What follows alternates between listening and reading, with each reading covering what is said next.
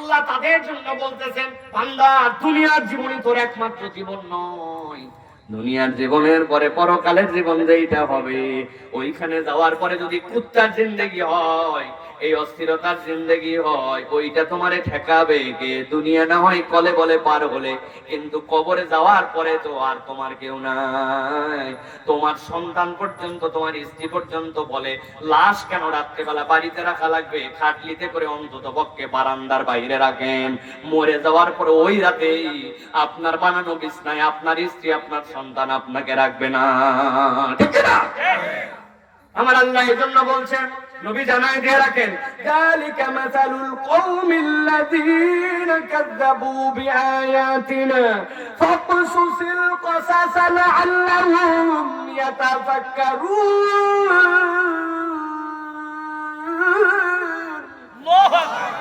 আল্লাহ বলছেন, এইটা উদাহরণ ওই কওমের জন্য যারা আল্লাহর আয়াত এই মাগুরের মতো জায়গায় বসে থেকে এই গভীর রাত পর্যন্ত কোরআনের কথা শুনলো, শোনার পরেও তারা স্বীকার করলো না, আল্লাহর কাছ থেকে বুদ্ধি বিবেচনা করে ফেরত আসলো না, এই উদাহরণ তো তাদের জন্য। আল্লাহ বলতেছেন, ফাকসুসিল কসাসা লাআল্লাহুম ইয়াতাফাক্কারুন, আপনি ঘটনাটা জানায় রাখেন, আশা করা যায় তাদের উপকার হবে। কাদের উপকার হবে? যারা দুনিয়ার বুকে চিন্তা করে। তাহলে বুকে হাত দিয়ে বলেন তো, এখান থেকে আসার আগেও যা ছিল আর কোরআনের আলোচনার পরেও কি আমার একই মানুষ হওয়া চলবে, না পরিবর্তন হওয়া লাগবে? লাগবে, পরিবর্তন হওয়া লাগবে। আল্লাহ বলছেন, যদি পরিবর্তন হও, আল্লাহ বুঝিয়ে তা পারতেন, আশা করা যায় আপনার উম্মতের সবাই তো এরকম হবে না। এরা চিন্তা করবে, এরা ভাববে আমার গ্যাপ গুলা কি, আমার দুর্বলতা কি, আমি কোন দিকে দুনিয়া চালাচ্ছি, একটু ভাববেও। পরিবর্তন তার চিন্তায় আসলো না। আগে জমি জমা ছিল না, এখন 5 কানি জমি হয়েছে। আগে মানুষের দোকানে কাজ করতো, এখন নিজের দোকান হয়েছে। আগে অবিবাহিত ছিল, এখন বাচ্চা কাচ্চা বিয়ের বয়স হয়ে গেছে। কিন্তু ওই বান্দা যখন 15 বছর ছিল, যে কয়টা সূরা ছিল, আজকে 70 বছর ওই কয়টাই সূরা। ওই সময় সানার অর্থ জানতো না, এখনো জানে না। ওই সময়ও জানাজার নামাজ জানতো না, এখনো জানে না। ওর জীবন পরিবর্তন হলো তাহলে কোথায়? ও তো খালি হায়াত খরচ করে ফেললো, সে তো মানুষ হতে পারে নাই, ঠিক না? আমাদের প্রত্যেকের জীবনে দুর্বলতা আছে, আছে কিনা? আল্লাহ বলেন, আল্লাহুম ইয়াতাফাক্কারুন, আশা করা যায় তারা চিন্তা করবে। সর্বশেষ আল্লাহ বলতেছেন হুমকি দিয়া, সাআ মাসালাল কওমুল্লাযীনা কাযযাবু বিআয়াতিনা ওয়া আনফুসাহুম কানু ইয়াযলিমুন। তবে তাদের কাছে বলে লাভ হবে না, যে মানুষের কাছে বলা না বলা সমান, তারা নিজেদের প্রতি জুলুমকারী। এখন আমি শেষ স্বীকারোক্তি আপনাদের কাছে নিতে চাই, আমরা কি আল্লাহর আয়াত স্বীকারকারী না অস্বীকারী? স্বীকারকারী। বুঝে বলেন, স্বীকারকারী না অস্বীকারী? আমরা কি কুকুরের জীবন চাই না মানুষের? আমরা যদি মানুষের জীবন চাই, তাহলে আজকের থেকে হিসাব করে আমাদের জীবনের ক্ষেত্রে একটু পরিবর্তন করা লাগবে। আমি জানি বুঝি এরকম আল্লাহর কোন আয়াত আমার যেন অস্বীকারী না হয়, আমার যা শুনলাম তাই মানলাম, বোঝার অত দরকার নাই। 2 নম্বরে শয়তান যেন আমার পিছনে না লাগে, আমাকে সতর্ক হয়ে চলতে হবে। এমন কাজ ফুতুয়াতে শয়তান, সেটা যেন আমার সাথে সম্পৃক্ত না হয়।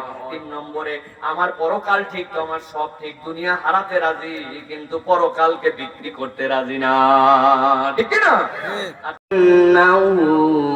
লাফি যুবুরিল আউয়ালিন।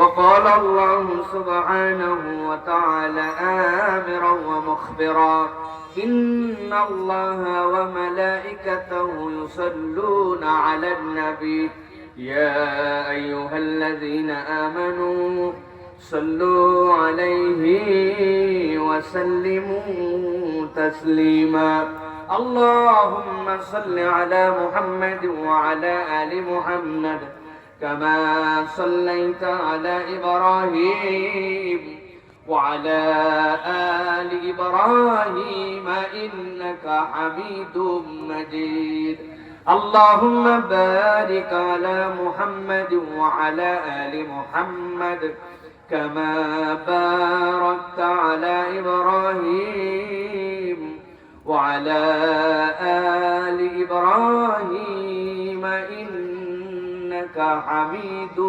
مجيد الحمد لله আল্লাহ রাব্বুল আলামিনের কাছে শুকরগুজার হচ্ছি যে আল্লাহ রাব্বুল আলামিন আজকে আমাদেরকে বালিয়াডাঙ্গা মদিনাতুল উলুম ইসলামিয়া মাদ্রাসা ও এতিমখানার উদ্যোগে বাৎসরিক ওয়াজ মাহফিলে আল্লাহ রাব্বুল আলামিনের সবচেয়ে প্রিয়তম মাজলিস মাজালিসুল যিকিরে আল্লাহ রাব্বুল আলামিন তার শ্রেষ্ঠ সৃষ্টি মানুষ তার মাঝে ঈমানদার করে আল্লাহ রাব্বুল আলামিনের কথা শোনার জন্য আগ্রহ ভরে সুস্থতার জিন্দেগি দান করে দুনিয়াবি হাজার ব্যস্ততাকে উপেক্ষা করে আল্লাহ রাব্বুল আলামিন নির্বাচিত করে যাদেরকে এখানে আনলেন বসালেন আল্লাহ রাব্বুল আলামিনের কোরআন শোনার জন্য মুখোমুখি করলেন সেই আল্লাহর কাছে আল্লাহ রাব্বুল আলামিনের শেখানো বাক্যে আল্লাহকে খুশি করার নিমিত্তে বুলন্দ আওয়াজে খুশি খুশি ভাবে সকলে পড়ছি সমস্বরে আলহামদুলিল্লাহ। দরুদ এবং সালাম বর্ষিত হোক আকায়ে নামদার তাজদারে মদিনা আপনার আমার প্রিয় রাসূল জনাবে মুহাম্মদুর রাসূলুল্লাহ সাল্লাল্লাহু আলাইহি ওয়াসাল্লামের প্রতি। আজকের এই মোবারক মজলিসে সম্মানিত সভাপতি আপনাদের এলাকার কৃতি সন্তান জনাব কাজী মোহাম্মদ তৌহিদুজ্জামান সাহেব, যার মূলত ঐকান্তিক ভালোবাসা এবং তার আগ্রহ মক্কা শরীফে একটা দেখা সাক্ষাৎ, এরপরে তার প্রতিষ্ঠানের বিভিন্ন দায়িত্বশীলদের মাধ্যমে যোগাযোগ, এই একটা সেতু বন্ধনে আজকে আপনাদের কাছে এসে হাজির হয়েছি। আল্লাহ রাব্বুল আমিন ভাইকে তার ভুল ভ্রান্তিগুলোকে ক্ষমা করে দিয়ে নেক কাজের সাথে ভালো কাজের সাথে আরো বেশি সম্পৃক্ত হওয়ার তৌফিক এবং যোগ্যতা বাড়ায় দেন। সম্মানিত আলোচক হিসেবে কথা বলেছেন মুফতি তাহমিদুল ইসলাম হক্কানি দামাত বারাকাতুহুল আলিয়া, তিনি নিজেও গেছেন আমার কাছে। আল্লাহ রাব্বুল আমিন ভাইকে তার দরাজ কণ্ঠকে আরো বেশি উচ্চকণ্ঠিত হওয়ার তৌফিক দান করেন। মঞ্চপ্রবিষ্ট আছেন সম্মানিত আসাতেজায়ে কেরাম, উলামায়ে হযরত, ফুজালায়ে ইজাম, বিভিন্ন পর্যায়ের গণ্যমান্য ব্যক্তিবর্গ, আমার সামনে উপবিষ্ট সম্মানিত মুরব্বিয়ানে কেরাম, আমার প্রিয় তরুণ যুবকেরা, স্নেহের ছোটরা, আলাদা প্যান্ডেল থেকে শুনছেন মা এবং বোনেরা, সকলকে শুরুতে দুইবার সালাম দিয়েছি, আরো একবার আপনাদের কাছে প্রাণ ভরে দোয়া করা এবং দোয়া পাওয়ার আশায় সালাম নিবেদন করছি। আসসালামু আলাইকুম ওয়া রাহমাতুল্লাহ। বালিয়াডাঙ্গার ভাইরা ভালো আছেন আপনারা? হৃদয় থেকে বললেন না ঠোঁট থেকে? আমাদের কিন্তু বেশিরভাগ আলহামদুলিল্লাহ ঠোঁট থেকে হয়, আমরা মন থেকে অনুভব করি না। দুনিয়াতে অনেক বোবা আছে। আমি ফেরিতে যখন উঠি জালনায় এসে ঠক ঠক করে ঠোকা দেয়, বন্ধ জালনায় কেউ যদি গাড়িতে ঠোকা দেয় বাহিরের লোক বোঝে না, কিন্তু ভিতরে বিশাল একটা ডিস্টার্ব হয়, শব্দ হয়। এই শব্দ শুনলে মেজাজ ঠিক রাখা কঠিন হয়, আর যদি ডাকতেই থাকে তাহলে আরো বেশি বিরক্ত। একজন দেখি ডাকতেই আছে ডাকতেই আছে, আরে বেটা তুই ভিক্ষা চাইছিস বুঝছি তো ভাই, একটু জানলাটা খুলতে সময় দে। চিন্তা করছি টেকাও দিব গরমও দিব, দুইটাই নিয়ম। কিন্তু জানলাটা যেই খুলছি, খোলার পরে দেখে হাত পাতে দিয়ে বলতে আহা আহা আহা, মানে কি জবানটা নাই, কানটা দিয়েও শুনতে পায় না। তো আল্লাহ তো আমার অনেক কিছুই দেয় নাই, আগামীকালকে থেকে জবান নিয়ে নিলেও কি, তাই তো ভাই না? কান না থাকলেই বা কি, এটা এমন তো গুরুত্বপূর্ণ কিছু না, তাই না? আরে এখনো বাজার করার টাকা ঠিক মতো হয় না, গরুর গোশত ঠিক মতো কিনতে পারি না, বাড়ি এখনো নিজেরটা করতে পারি নাই, মানুষের বাড়ি থাকা লাগে, জন কামলা দিতে দিতে জীবন শেষ, শরীরে নানান দিন রোগ, প্রত্যেকদিন গ্যাসের ওষুধ খাওয়া লাগে। এই জবান থাকলেই কি আর না থাকলেই কি, তাই তো না ভাই? তাহলে ভালো করে বুঝেন, আল্লাহ দেয় নাই তালিকা বানাইছে, কিন্তু দেওয়ার তালিকা কোনোদিন চিন্তা করি নাই। যেই আল্লাহ বসে মাইকের শব্দ কানে ঢুকায়, চোখ দিয়ে কারো হাত দিয়ে ধরে আসতে হয় না, নিজের চোখে নিজে দেখে চেয়ারের মধ্যে বসতে পারছি, নিজের পাটা সচল। এইরকম লোক অনেক আছে। আমি সাম্প্রতিক এক মাহফিল করে আসলাম চাপাই নবাবগঞ্জে, লোকটা আমার এত আদর আপ্যায়ন করছে, খাওয়াইছে, বলছে হুজুর যাওয়ার আগে আমার বাচ্চাটার জন্য একটু দোয়া করবেন, আপনার কাছে ওরে নিয়ে আসবো। আমি বললাম ভাই ওয়াজের সময় হয়ে যাচ্ছে, তাড়াতাড়ি নিয়ে আসেন। দেখি বাচ্চাটারে কোলে করে নিয়ে আসছে, বলছে হুজুর 7.5 বছর বয়স, হওয়ার দিন থেকে মাটিতে শোয়া, 7.5 বছরও শোয়া। ও হওয়ার পরে ব্রেনের মধ্যে ওর অক্সিজেন শর্ট হয়েছিল, সরকারি হাসপাতাল আমলে নেয় নাই, আমার বাচ্চাটারে অক্সিজেন এক্সট্রা দেয় নাই। ও প্রথম দিন মায়ের কোলে এরকম শোয়া, 7 বছরেও শোয়া। আল্লাহ আমারে অনেক কিছু দেয় নাই, নিজের পায়ে ভর দিয়ে আনাইছে। আল্লাহরে আমরা চিনি নাই, ঠিক কিনা? এই জন্য জিজ্ঞাসা করছি আলহামদুলিল্লাহ কি দিল থেকে না ঠোঁট থেকে? আমাদের ম্যাক্সিমামের আলহামদুলিল্লাহ ঠোঁট থেকে, দিলের থেকে আলহামদুলিল্লাহ হয় না। চাচা কেমন আছেন? আলহামদুলিল্লাহ। আপনি 3-4 সেকেন্ড কুটলেন কেন? কি ব্যাপার কুটলেন যে? বাড়ি ঘরের অবস্থা কি? বউ বাচ্চা আছে? এই কুটলেন কে? এই কুতা মানে এইটা আপনার দিল থেকে আসে নাই, আপনি আল্লাহর হাত এখনো করতে পারেন নাই, ঠিক না? এই জন্য জিজ্ঞাসা করছি প্রিয় ভাইয়েরা, এরকম মাহফিল আয়োজন করতে বিগত 1.5 বছর আগে জুতার তলা খোয়ায় গেছে, অনুমতি নিতে নিতে কলিজা শুকায় গেছে। মাগুরার বক্তা, আমি পুরাতন বক্তা, ক্যাম্পাসে থাকা অবস্থা থেকে 15 বছর আগের থেকে আমি মোহাম্মদ কর্মট এইগুলা সব এলাকা চৈশে ওয়াজ করে বেড়াইছি। যখন আমি আরো পিচ্ছি ছিলাম, এখনো পিচ্ছি, তখনও পিচ্ছি পোলাপান ছিলাম। আমি জানি একটা মাহফিল আয়োজন করতে কি হয়। আর আল্লাহর দয়া এখন ওসি সাহেবরা আমাদের দোয়া নেওয়ার জন্য আসে। আবার কবে যে চেঞ্জ হয়ে যাবে আল্লাহ জানে। আল্লাহ রাব্বুল আলামিন যে সময়টুকু দিয়েছেন, এই জন্য আল্লাহর কাছে দিল থেকে বলতে হবে আলহামদুলিল্লাহ। আল্লাহ রাব্বুল আলামিন যেন আমাদেরকে, আমাদের আশা বসাকে কবুল করেন, বলেন আল্লাহুম্মা আমিন। এখন বুঝে থাকলে বলেন, এই যে এসে গেলাম, এই যে বসে গেলাম, এই যে কোরআনের আয়োজন হয়ে গেল, এইগুলা আয়োজন আমাদেরকে বেনিফিট দেয় কি দেয় না? দিল থেকে বলতে হবে, দেয় কি দেয় না? এই যে দেয় বলছি, এটা বুঝে বলেন যে এইটা যে আমাদেরকে বেনিফিট দেয়, এটা কম না বেশি দেয়? বলছেন ও সুন্দর করে, হুজুর যা বলবে কোনটার সাথে হো দেওয়া লাগবে আপনারা ভালো করে জানেন। বেনিফিটও দেয়, বেশিও দেয়। কিন্তু একজনের জিজ্ঞাসা করতে, ওই যে ভাই শার্ট প্যান্ট পলা সাইডে দাঁড়ায় আছো ভাই, তোমারে দাঁড় করায় জিজ্ঞাসা করবো কোরআন হাদিসের দলিল দিয়ে এখন তোমাকে অন্তত 2-3টা পয়েন্ট বলতে হবে। মাহফিলে, কোরআনের হালাকায়, আল্লাহর জিকিরের মজলিসে আসলে উপকার হয়, আবার বেশি হয়, সবগুলাই হু দিছো তুমি। এইটার কি কি হয় একটু কও দেখি। বলো আপনার কি কামে নিয়েছে, আপনার কি কামে নিয়েছে? হুজুররা বলবে, আমরা খালি হু দিব, তাই তো না ভাই? হুজুরদের কান্দের মধ্যে আমরা দিয়ে দিছি। আল্লাহ যদি খালি এই সিস্টেম রাখতো যে মাদ্রাসার হুজুরদেরকে কবরের সাথে দিলে আমার পরিবর্তে হুজুর উত্তর দিতে পারবে, তাহলে হুজুর এক্সাম তো কবরে ঢুকাই দিত।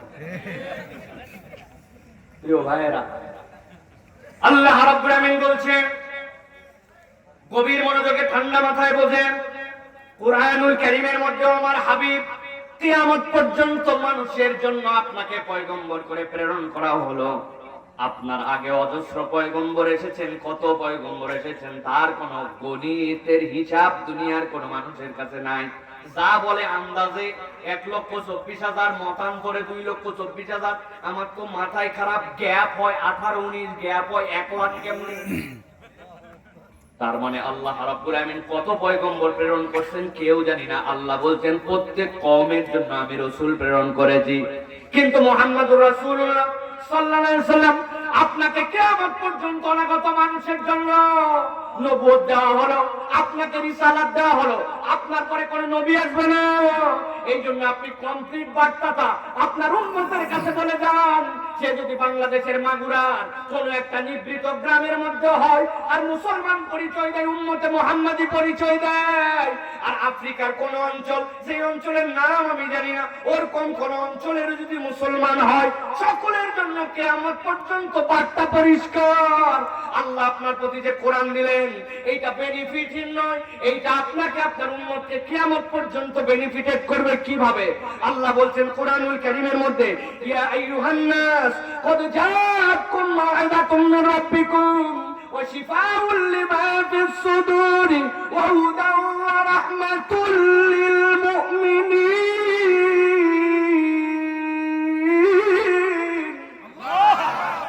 আল্লাহ বলছেন আমি আপনার উম্মতকে জানাই দিয়ে রাখলাম কোরআন, কোরআনের আলোচনা, কোরআনের পক্ষে যারা থাকবে, কোরআন কিছু না দিলেও তাদেরকে কিয়ামত পর্যন্ত 4টা উপকার দিতেই থাকবে। 1 নম্বর আল্লাহ বলতেছে, ও দুনিয়ার মানুষ, তোমাদের জন্য যেই কালাম দেওয়া হলো, কদ জাআতকুম মাউইযাতুম মির রাব্বিকুম, আল্লাহর পক্ষ থেকে এটা তোমাদের জন্য উপদেশ হিসাবে এসেছে, আল্লাহর পক্ষ থেকে এটা ওয়াজ হিসাবে এসেছে। আমি আমার ভাষায় বোঝানোর জন্য বলি, আল্লাহর পক্ষ থেকে কোরআন আপনার আমার জন্য প্রেসক্রিপশন হিসাবে আসছে। আল্লাহু আকবার। মুরব্বীরা যারা জীবনে ডাক্তার দেখাইছেন একটু আমার দিকে তাকান। আপনার যদি এইটা হয় প্রেসক্রিপশন, যদি প্রেসক্রিপশনে কখনো আপনি ডাক্তারের ঔষধ লেখা দেখে থাকেন তাহলে খেয়াল করে দেখেন এই প্রেসক্রিপশনের বাম পাশটা দেখবেন হয়তো দাগ দেওয়া থাকে, না হয় ভাঁজ দেওয়া থাকে। উপর দিকে একটু ভাঁজ না হয় দাগ দেওয়া থাকে, উপর দিকে আপনার নাম দেওয়া থাকে, ডাক্তারের নাম দেওয়া থাকে, বয়স দেওয়া থাকে, আপনি কোন তারিখে দেখাতে আসছেন, আপনার ওয়েট কত দেওয়া থাকে। ডাক্তার এইখান থেকে প্রেসক্রিপশন লেখে, কিন্তু বাম পাশে কি জানি একটা থাকে। কোনদিন সেইভাবে আমি খেয়াল করে দেখি নাই। আপনাকে ডাক্তার প্রেসার মাপাইছে, মাপায় দেখবেন বাম পাশে উপরে লিখে রাখছে। আপনার ব্লাড গ্রুপিং করাইছে, ব্লাড গ্রুপিংটা লিখে রাখছে। আপনারে জিজ্ঞাসা করছে কতদিন ধরে পেট কামড়ায়, সকালবেলা কামড়ায় কিনা, খালি পেটে কামড়ায় না ভরা পেটে কামড়ায়, কি খেলে কামড়ায়, আপনার পেটের রোগ নিয়ে আপনি গেছেন। ডাক্তার কি কি জানি ছোট্ট ছোট্ট করে লেখছে, আপনি জিজ্ঞাসা করেন নাই, জানারও চেষ্টা করেন নাই। কিন্তু সে যদি ডেডিকেটেড ডাক্তার হয় তাহলে এই বাম পাশে উনি তার মেডিকেল সায়েন্স অনুযায়ী আপনার যা রোগ বৃত্তান্ত গুলা মেডিকেল সায়েন্সের ভাষায় পাইছে সেইটা এখানে টুকে টুকে লেগে রাখছে। আর ডান পাশে আপনার জন্য এই জায়গাতে প্রেসক্রিপশনে ওষুধ গুলা দিয়ে রাখছে। আমার আল্লাহ রাব্বুল আলামিন বলছেন, ও দুনিয়ার মানুষ, তোমাকে কোরআন এমনি এমনি দেওয়া হয় নাই। قد جاءتكم موعظة من ربكم وشفاء لما في الصدور। বান্দা তোমার জন্য কোরআন দেওয়া হলো প্রেসক্রিপশন হিসাবে। বান্দা তুমি যেখানে থেকে যাবে তোমার যা লাগবে কিয়ামত পর্যন্ত তোমার জন্য, ও আল্লাহর হাবিব তোমার উম্মতের জন্য আমি রব্বুল আমিন এই কোরআনের ভিতরে এই মাউইজাগুলো ঢুকায় দিয়েছি। সুবহানাল্লাহ। এই ওয়াজ শুনে কোন মুরব্বি যদি আমার কাছে চলে আসে, বাবাজি আমি তো মূর্খ সুরুক্ষ মানুষ, আপনি তো খুব বড় করে বলছেন কোরআন প্রেসক্রিপশন, বাপ এই জায়গায় বহু আগের থেকে চুলকানি যায় না, বহু ডাক্তার দেখাইছি, তুই আজকে কোরআন থেকে এটা ট্রিটমেন্ট দিয়া যা, আসতে পারে কিনা? আমি আপনার কাছে বলি কোরআন হয়তো চুলকানির গবেষণা করলে ট্রিটমেন্ট দিতে পারবে, কিন্তু আমার জানা নাই। কিন্তু কোরআন বলছে, কোরআন তোমার ডাক্তারিটা কোন জায়গায় করবে সেটাও আল্লাহ ক্লিয়ার করে দিচ্ছেন। কোরআন তোমার হাড় জোরে ট্রিটমেন্ট করবে না, কোরআন তোমার জন্য সিটি স্ক্যানের ট্রিটমেন্ট করবে না, কোরআনের ট্রিটমেন্টটা ভিন্ন জায়গায়। আল্লাহ বলতেছেন, নবী আপনি জানা রাখেন মানুষের শরীরের ভিতরে একটা ছোট্ট গোশতের টুকরা আছে, ইদা সালুহাত সালুহাল জাসাদু কুল্লু ওয়া ইদা ফাসাদাত ফাসাদাল জাসাদু কুল্লু আলা ওয়া হিয়াল কলব। ওই বান্দার সব ঠিক কিন্তু অন্তর ঠিক হয় নাই, আল্লাহকে চিনে নাই, ওই অন্তরটা এখন পর্যন্ত কদর্য, ওই অন্তরটা গুনাহ খাতায় পরিপূর্ণ। দুনিয়ায় তার চেহারা সুন্দর, দুনিয়ায় সে দেখতে অনেক হাই ফাই, তার বাড়ির অবস্থা অনেক উন্নত, জমি জমা তার অনেক, পাওয়ার প্রতিপত্তি তার অনেক। আল্লাহ বলছেন আল্লাহর কাছে এক পয়সাও দাম নাই যদি অন্তর ঠিক না হয়। আল্লাহ বলতেছেন দুনিয়ার কোন ডাক্তারের সাধ্য নয় তোমার অন্তরের চিকিৎসা করে। আমি নবী আপনাকে কোরআন দিলাম, এই কোরআন আপনার উম্মতের অন্তরের চিকিৎসা করে জাহান্নামী মানুষগুলাকে জান্নাতে পাঠাবে।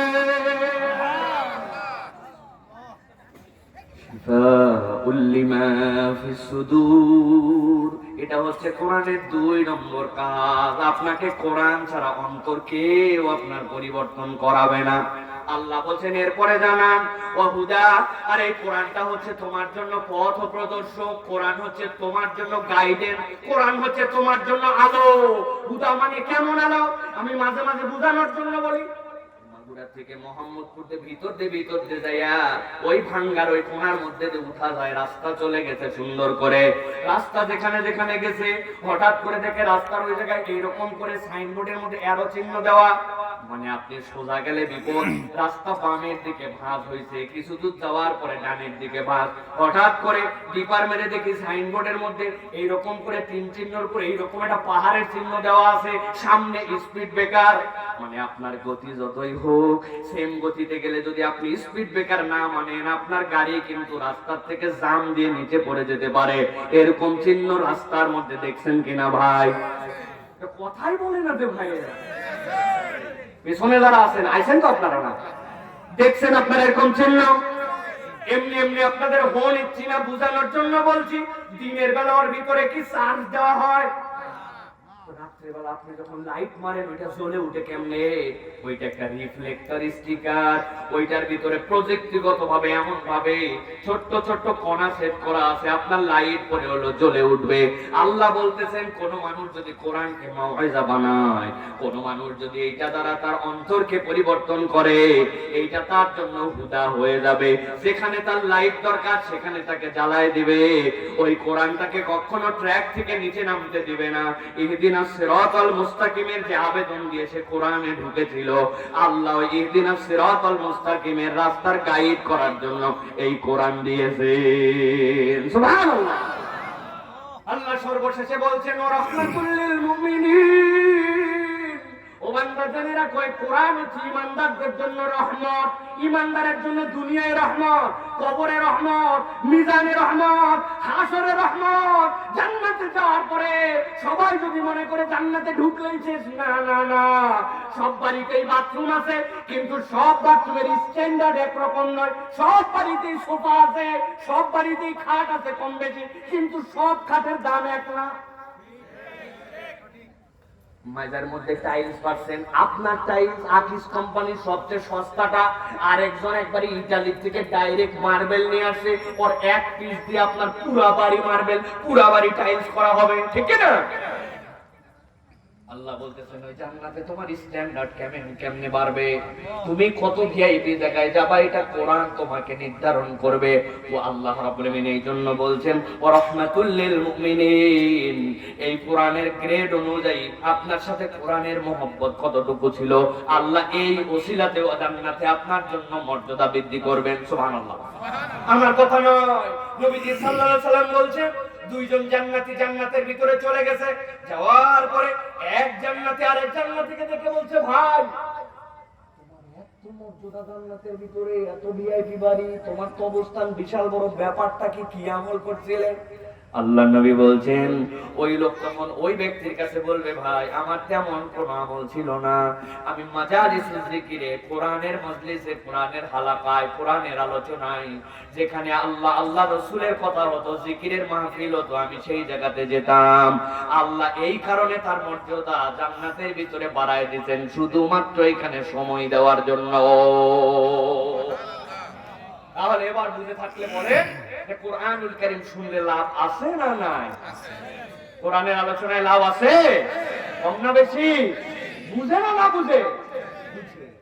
এইটা একটা বুঝ। আপনি এই বুঝ নিয়ে যদি চলেন কোরআন আপনাকে হেদায়েত দিবে।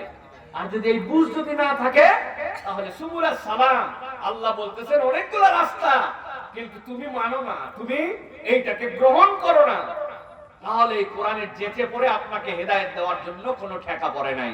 ভালো করে মনে রাখবেন, পৃথিবীর সব মানুষ যদি কোরআন পড়া ছেড়ে দেয়, কোরআনের একচুলো ইজ্জত কমবে না। আর পৃথিবীর সব মানুষ যদি কোরআন পড়তে শুরু করে, কোরআনের একচুলো ইজ্জত বাড়বে না। কোরআন আপনার আমার ইজ্জত বাড়ায় কমায়, কোরআনের ইজ্জত কমানোর বাড়ানোর কারো ক্ষমতা দুনিয়ার নাই। কেননা কোরআন মাখলুক নয়, কোরআন হচ্ছে কালামুল্লাহ। সুবহানাল্লাহ। আল্লাহ তাআলা ওইটার মর্যাদা আপনি কমানোর ক্ষমতা রাখবেন না। দুনিয়ায় বাকি সবকিছু সৃষ্টি আল্লাহ, কিন্তু কোরআন সৃষ্টি নয়, কোরআন কালামুল্লাহ। সুবহানাল্লাহ। এই জন্য প্রিয় ভাইয়েরা, আমাদের মর্যাদা বাড়িয়ে নিতে হলে আমাদেরকে আমাদের কোরআনের সাথে সম্পৃক্ত করতে হবে। কিন্তু আফসোস আর দুঃখ যে আমরা সবকিছুতে অ্যাডভান্স হয়েছি, কিন্তু আমরা শুধু কোরআনের সাথে সম্পৃক্ততায় আমরা নিজের অ্যাডভান্স হতে পারি না। আমি জানি না এই গ্রামের জনসংখ্যা কেমন বা এই গ্রামের কর্মব্যস্ততা কেমন। শুক্রবার দিন, জুমাবার দিন আমরা জুমা পড়ায় দূরে মাহফিল নিতে চাই না, কিন্তু তারপরে মহব্বতের কারণে একদম এক সেকেন্ড নষ্ট না করে পরিমরি করে আপনাদের এখানে এসে ডাইরেক্ট উঠছি। গ্রামের লোক নিশ্চয় কয়টা নয়, কিন্তু সব মানুষের হৃদয়ে আজকের আহ্বান সমানভাবে পৌঁছায় না, ঠিক না ভাই? ওনাদের অনেকের ধারণা যে এখানে যারা আসে এদের কোনো কাজ নাই, কাম নাই, একেবারে বেকার, একবারে এদের নাই স্মার্ট মোবাইল, নাই ইন্টারনেট, এরা একবার মূর্খের দেশের লোক। এই জন্য এরা সেইখানে বসে আসার, ওনাদের প্রচুর কাজ। এই জন্য ওনারা টিভিতে আসে, ওনারা বাংলাদেশের হারা খেলা দেখতেছে, ওনারা ওই যে আইলের মধ্যে দিয়ে নিচে নামে দেয়, চার বন্ধু মিলে মোবাইল খেলতেছে আর মারতেছে, আবার মাঝে মাঝে নিচ দিয়ে পানিও লিক করতেছে। বাপ রে বাপ, এরকম স্মার্ট পোলাপান, স্মার্ট লোকজন আছে না ভাই? আছে না আপনার এলাকায়? দেখি আমাদেরকে আল্লাহ রাব্বুল আলামিন যাদেরকে এনেছেন, যাদেরকে আল্লাহ বুঝ দিয়েছেন, আমরা কোরআন থেকে কিছু কথা শুনতে চাই। রাজি আছেন আপনারা ভাই? রাজি আছেন তো ইনশাআল্লাহ? আমার মুরব্বীরা না থাকলেও চলবে। বাবা আপনারা বহুত ওয়াজ শুনছেন, আপনাদের আর ওয়াজ না শুনলেও চলবে। শুধু আমার যারা ইয়াং তরুণ, এই মানুষগুলো আমার লাগবে। আপনারা আছেন ভাইয়েরা? তরুণেরা ইয়াংরা আছেন আপনারা? মাশাআল্লাহ। আল্লাহ রাব্বুল আলামিনের কোরআন থেকে আমরা যদি কিছু কথা বলি, আপনারা ইনশাআল্লাহ শুনবেন তো, ঠিক না ভাই? কারা কারা আছেন দেখে হাত একটু উঁচু করেন দেখি। মাশাআল্লাহ, হাত সবগুলো ওঠে নাই, হাত নামান। মাগুরার দিকে হাত সোজা করা যদি এরকম হয়, তাহলে দয়া করে এরকম করে তোলা লাগবে। আর আল্লাহ যদি আপনার হাত, এই যে মোবাইল টোবাইল যদি নিজের থেকে দেওয়া না লাগে, এইগুলাকে অনেকের দেওয়া লাগতে পারে। অনেকের দেখবেন মেন দরজা খোলার সময় দরজা খুললেই শব্দ হয়, আছে না ভাই? এই তুই তো মোবাইল দিস না, গিরিস দেখতো শাটারে এত শব্দ, ঠিক না? এখন অনেকে আছে ব্যক্তিগত উদ্যোগের ভিতরে মোবাইল দেয় না, দেন নাকি আপনারা? তা আল্লাহ দেওয়া মোবাইল খায় যারা হাত সোজা করতে পারতেছেন না, সেটা আল্লাহর কাছে হিসাব বুঝবেন। আর যদি মনে করেন যে হ্যাঁ নিজেদের হিম্মত আছে, হাত দুটা একটু শক্ত করে সোজা করেন, একবারে টান করে। শুনছেন সবাই? শক্ত করছেন? থামেন থামেন, হাত সোজা করেন, সোজা সোজা সোজা, একবার টান টান করে একটু নড়াচড়া দেন, একটু জোরে জোরে দেন, নড়াচড়া দেন একটু। কোমরটা টান হয়েছে, কোমর টান হয়েছে, সোজা করেন, সোজা একবারে কান বরাবর সোজা। বুকে টান লাগছে, বুকে টান লাগছে, মাশাআল্লাহ। সোজা করেন, করছেন। এবার এবার গলাটা একটু পরিষ্কার করবেন, সোজা করে। পেছন থেকে ফাঁকি মারতেছে, ওইটা পেছনে সোজা করছেন। হাত দরজার বাইরে কতগুলা মুরব্বী আছে, মাজা চুলকাচ্ছে, ওনারা মনে করছে ভিতরে কি হয় দেখি তো। হাত সোজা করছেন সবাই। এবার হাতটা বুক বরাবর নেন, এই বরাবর। হ্যাঁ, এবার আমরা গলাও পরিষ্কার করছি। আকাশ বাতাস মুখরিত করে একটা তাকবীর দিতে চাই, পারবেন ইনশাআল্লাহ? যারা বাপ দাদার জন্মের কোন তাকবীর দেন নাই, আজকের কোন একটা তাকবীর দিবেন, গলা থাকলেই কি গেলেই কি, তারা বলেন আল্লাহুম্মা আমিন। আর হাজার পাম্পট্টি দেওয়ার পরে যারা তাকবীর জোরে দিতে পারবেন না, তারা বলেন আল্লাহুম্মা আমিন।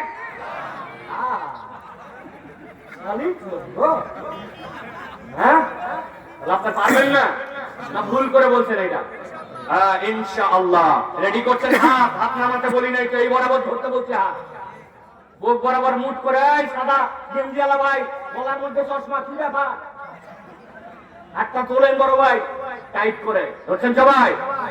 এবার আমরা আকাশ বাতাস মুখরিত করে এমন একটা তাকবীর দিব, বাইরে যারা চটপটি বাপ দাদার জন্মে খায় নাই, মণিহরির দোকান যারা দেখে নাই, হ্যাঁ, চুরি ফিতামালার দোকানের আশপাশে মিশাই ঘুরতেছে, মাহফিলে আসবে বলে আজগবি আড্ডা মারতেছে, এই পার্টি আছে না ভাই?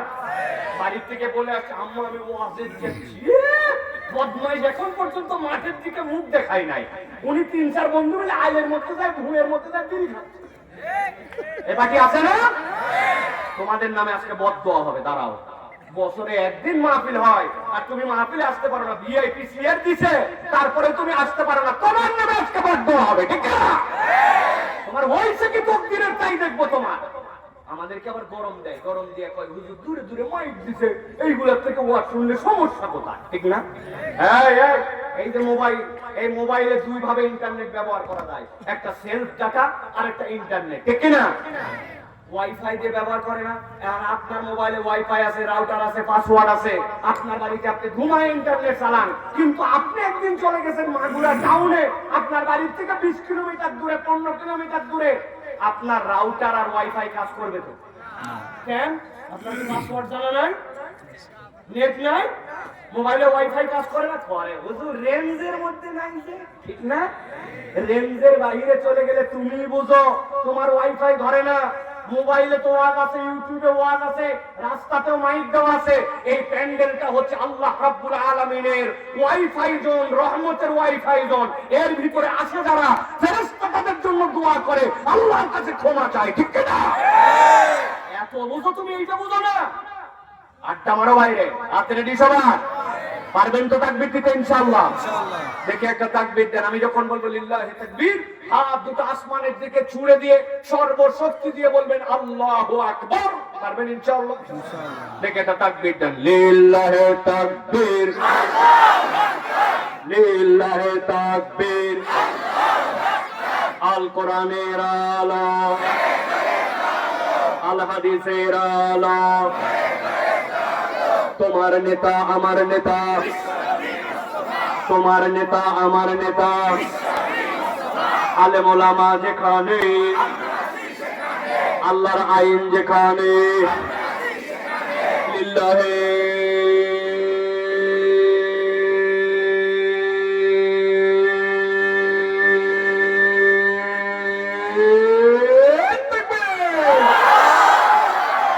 আলহামদুলিল্লাহ। হাত নামান, শয়তান আছে ভাই, মুহাম্মদপুর ঠিক কি না?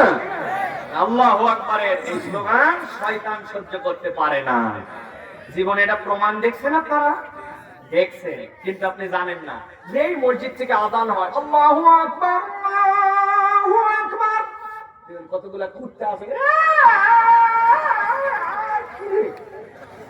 অন্য সময় তুই এত চিল্লাচিল্লি নাই, আযান শুনলে তুই ঘেউ করিস কেন? ঠিক না? আল্লাহ নবী বলছেন ও শয়তান দেখতে পায়, তুমি দেখতে পাও না। নবী দেখে গেছেন, বলে গেছেন। আর যখন ভোর রাতে ওই যে সুন্দর করে মোরগটা ডাকে, ও তখন ফেরেশতা দেখতে পায়। সুবহানাল্লাহ।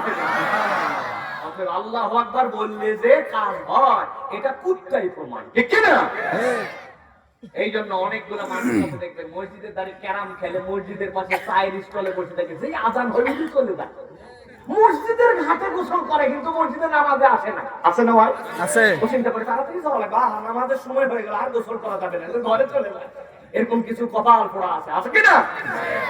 আজকে আমরা তাহলে কোরআন থেকে কিছু কথা শুনতে রাজি আছেন তো বাবারা?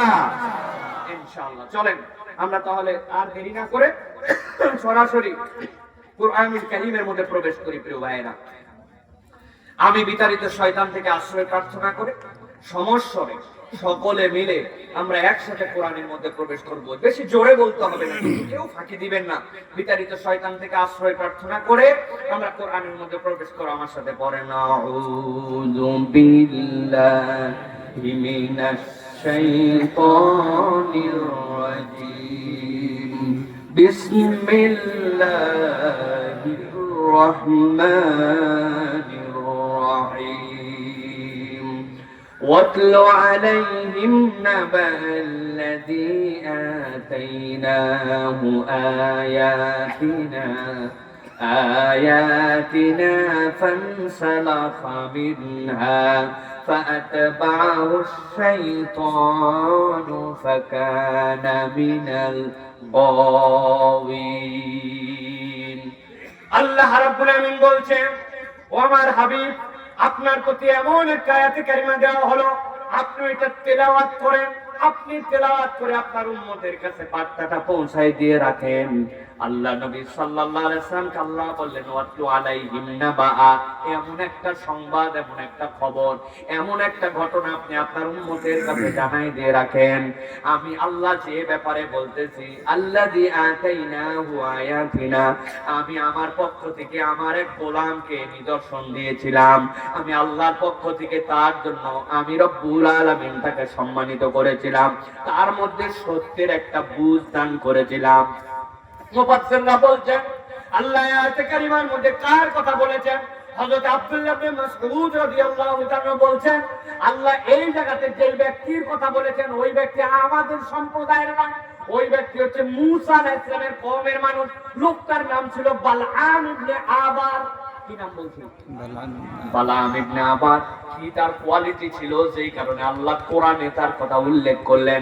বালআম ইবনে আবারের যোগ্যতা ছিল আল্লাহর ইবাদত করতে করতে আল্লাহর এমন মকবুল বান্দা হয়ে গিয়েছিল, আল্লাহর কাছে কোনো বিষয়ে যদি সে আরজি দিত আর ফরিয়াদ করত, এক মুহূর্ত দেরি হতো না, আল্লাহ তার হাত কখনো ঘুরায় দিতেন না। যা দোয়া করত সব দোয়া আল্লাহ কবুল করে নিতেন। হযরত আব্দুল্লাহ ইবনে মাসউদ বলছেন, লোকজন মিলে যখন মূসা আলাইহিস সালাম দাওয়াতের কাফেলা নিয়ে ফিরআউনের কাছে চলে গেলেন, মূসা আলাইহিস সালামের প্রভাব প্রতিপত্তি যখন এলাকায় জানাজানি হয়ে গেল, মূসা আলাইহিস সালাম ঘুমায় থাকে, আর তার একটা লাঠি পাশে মাটির মধ্যে গেড়ে দেওয়া থাকে, মাঠের মধ্যে মেষ চড়ায়, মেষ চড়াতে চড়াতে ঘুমায় গেছে, হঠাৎ করে একটা মেষ পাল থেকে বের হয়ে অন্যদিকে দৌড় দিছে।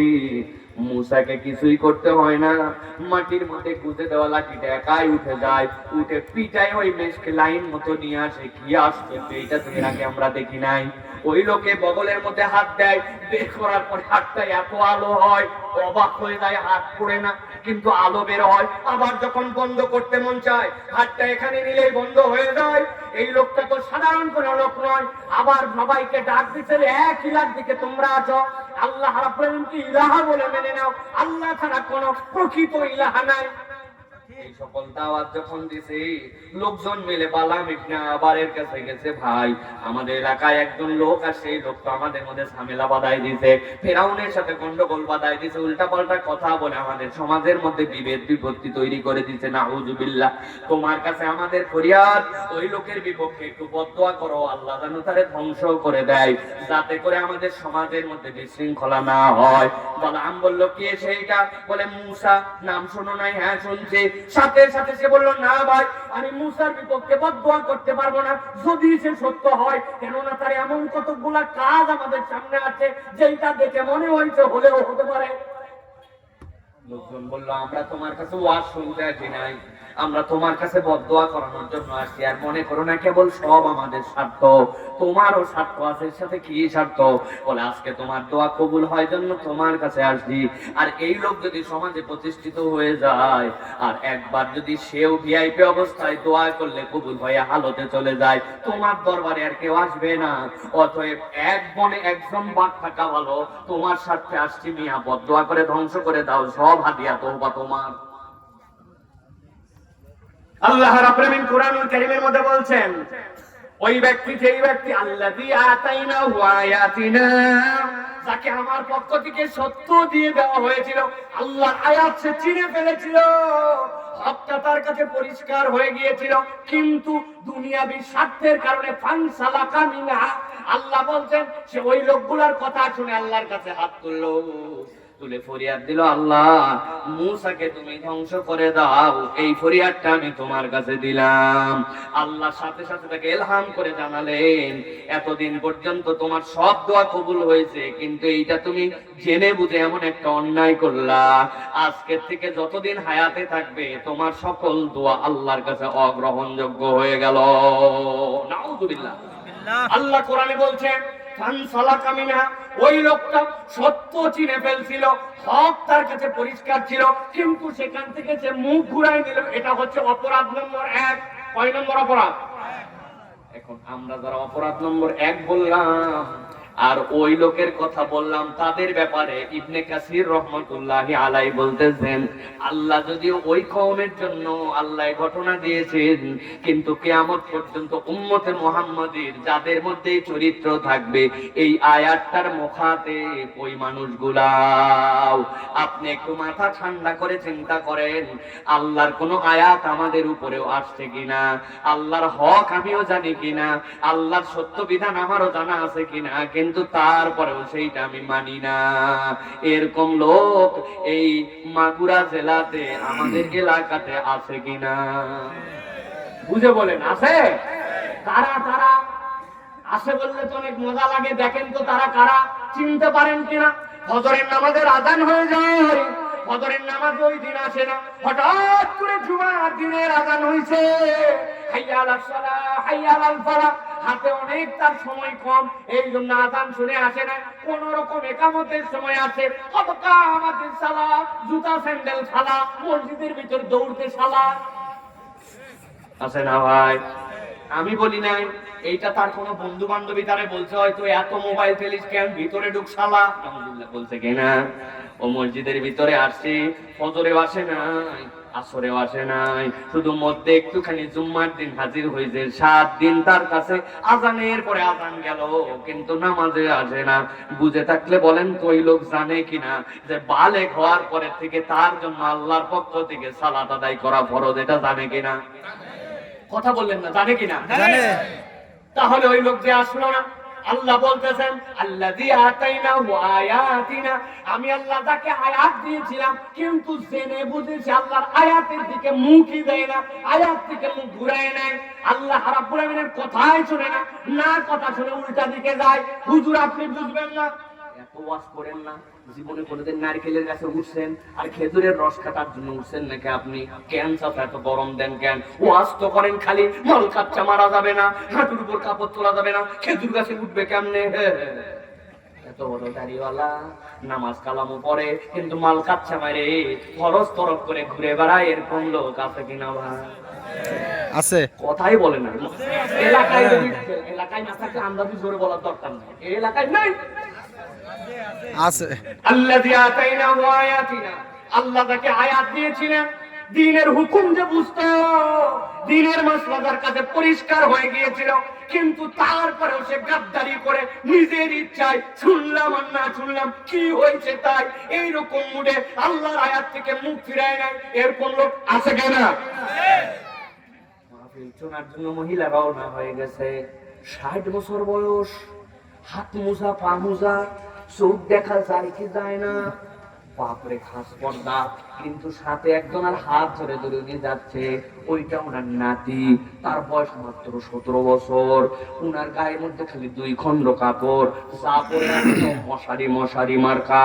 জিজ্ঞাসা করছে আপনার পর্দার বিধান তো হালকা, কিন্তু এইটা তো পর্দা, খাস পর্দা করা লাগবে আরো, কেননা এই কেবলমাত্র প্রাপ্তবয়স্কা। বলছে বেশি ওয়াজ করো না, আমিও বিয়ের পরে পর্দা ধরছি, নাতিও ধরবে।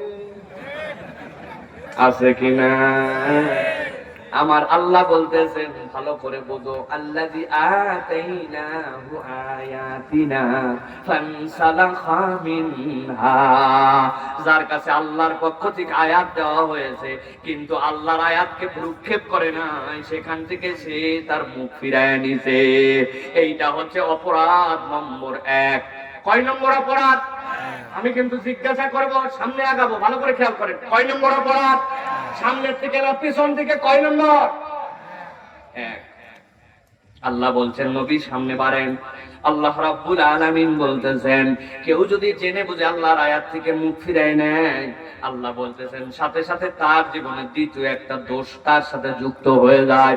আল্লাহ কোরআনে বলতেছেন ফাতবাহু শাইতানু ফাকানা মিনাল গাওয়িন, যেই ব্যক্তি জেনে বুঝে আল্লাহর আয়াত থেকে মুখ ফিরায় নেয়, আল্লাহর নিদর্শন তার জীবনে দেওয়ার পরেও সেইটাকে সে আমলে নেয় না।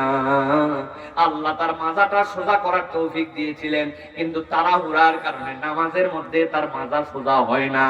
মসজিদে তাও সোজা হলেও ব্যক্তিগত নামাজ পড়ার সময় কেউ যদি না দেখে তাহলে খালি টাপ্পা টপ টাপ্পা টপ মেরে দেয়, ঠিক না? চায়ের দোকানে বসে 1 কাপ চা খায় 10 মিনিট ধরে প্রায়, তার কারণ আছে অবশ্য। সামনে যে টিভি আছে ওইটা দেখতে দেখতে চট করে মারি দিলে তো দোকানদার আবার বলবে কি হলো চাচা, হোসেন আর 1 কাপ দিব, এই জন্য ঠান্ডা হয়ে বরফ হয়ে যায়, তারপরেও 10 মিনিটে চা ফুরায় না। কিন্তু সিজদায় যাওয়ার পরে উনারে কোন পোকা যে কামড়াইছে উনি সুবহানা রাব্বিয়াল আলা পর্যন্ত ঠিক মতো বলে না, খালি বলে সুবহানাল্লাহ সুবহানাল্লাহ সুবহানাল্লাহ। আসেনি ভাই? আমার আল্লাহ বলতেছেন সেই ব্যক্তির কাছে নিদর্শন আসার পরেও নিয়োগ ফিরাই নিল, ঠান্ডা মাথায় খেয়াল করেন। আল্লাহ বলছেন 2 নম্বর তার সাথে অপরাধ যুক্ত হয়ে যায়, ফাআতবাহু শাইতান, সাথে সাথে ওই ব্যক্তির পিছনে একটা শয়তান অনুসরণ করতে শুরু করে দেয়, ফাকানা মিনাল গাওয়িন, আর একবার যাকে শয়তান অনুসরণ করে আল্লাহ বলছেন সে তখন পথভ্রষ্ট হয়ে যায়। বাড়িতে যায় নাউজুবিল্লাহ বলেন আগামীকাল, ভালো করে বোঝেন। নাউজুবিল্লাহ না বলার কারণ আপনি বুঝতে পারেন নাই। দুনিয়ায় 2 ধরনের ক্ষেত্র আছে, একটা দেখেন তো আপনাদের এলাকায় আছে কিনা।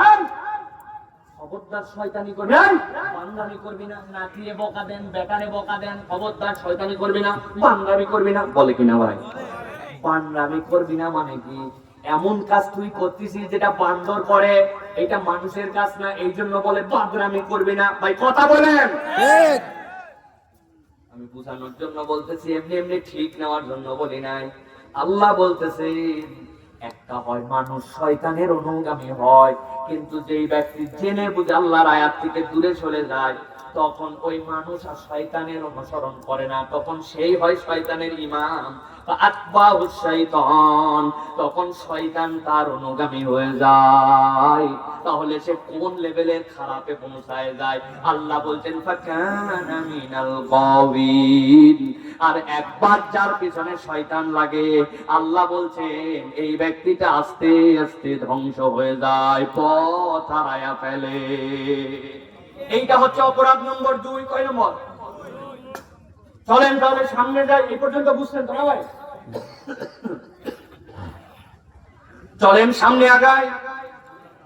আল্লাহ রাব্বুল আলামিন বলছেন, ও আমার হাবিব, আপনি আপনার উম্মতের কাছে আরো তেলাওয়াত করেন। আল্লাহ বলছেন ওয়ালাউ শি'না লারাফা'নাহু বিহা ওয়ালাকিন্নাহু আখলাদা ইলাল আরদি ওয়াত্তাবা'আ হাওয়া।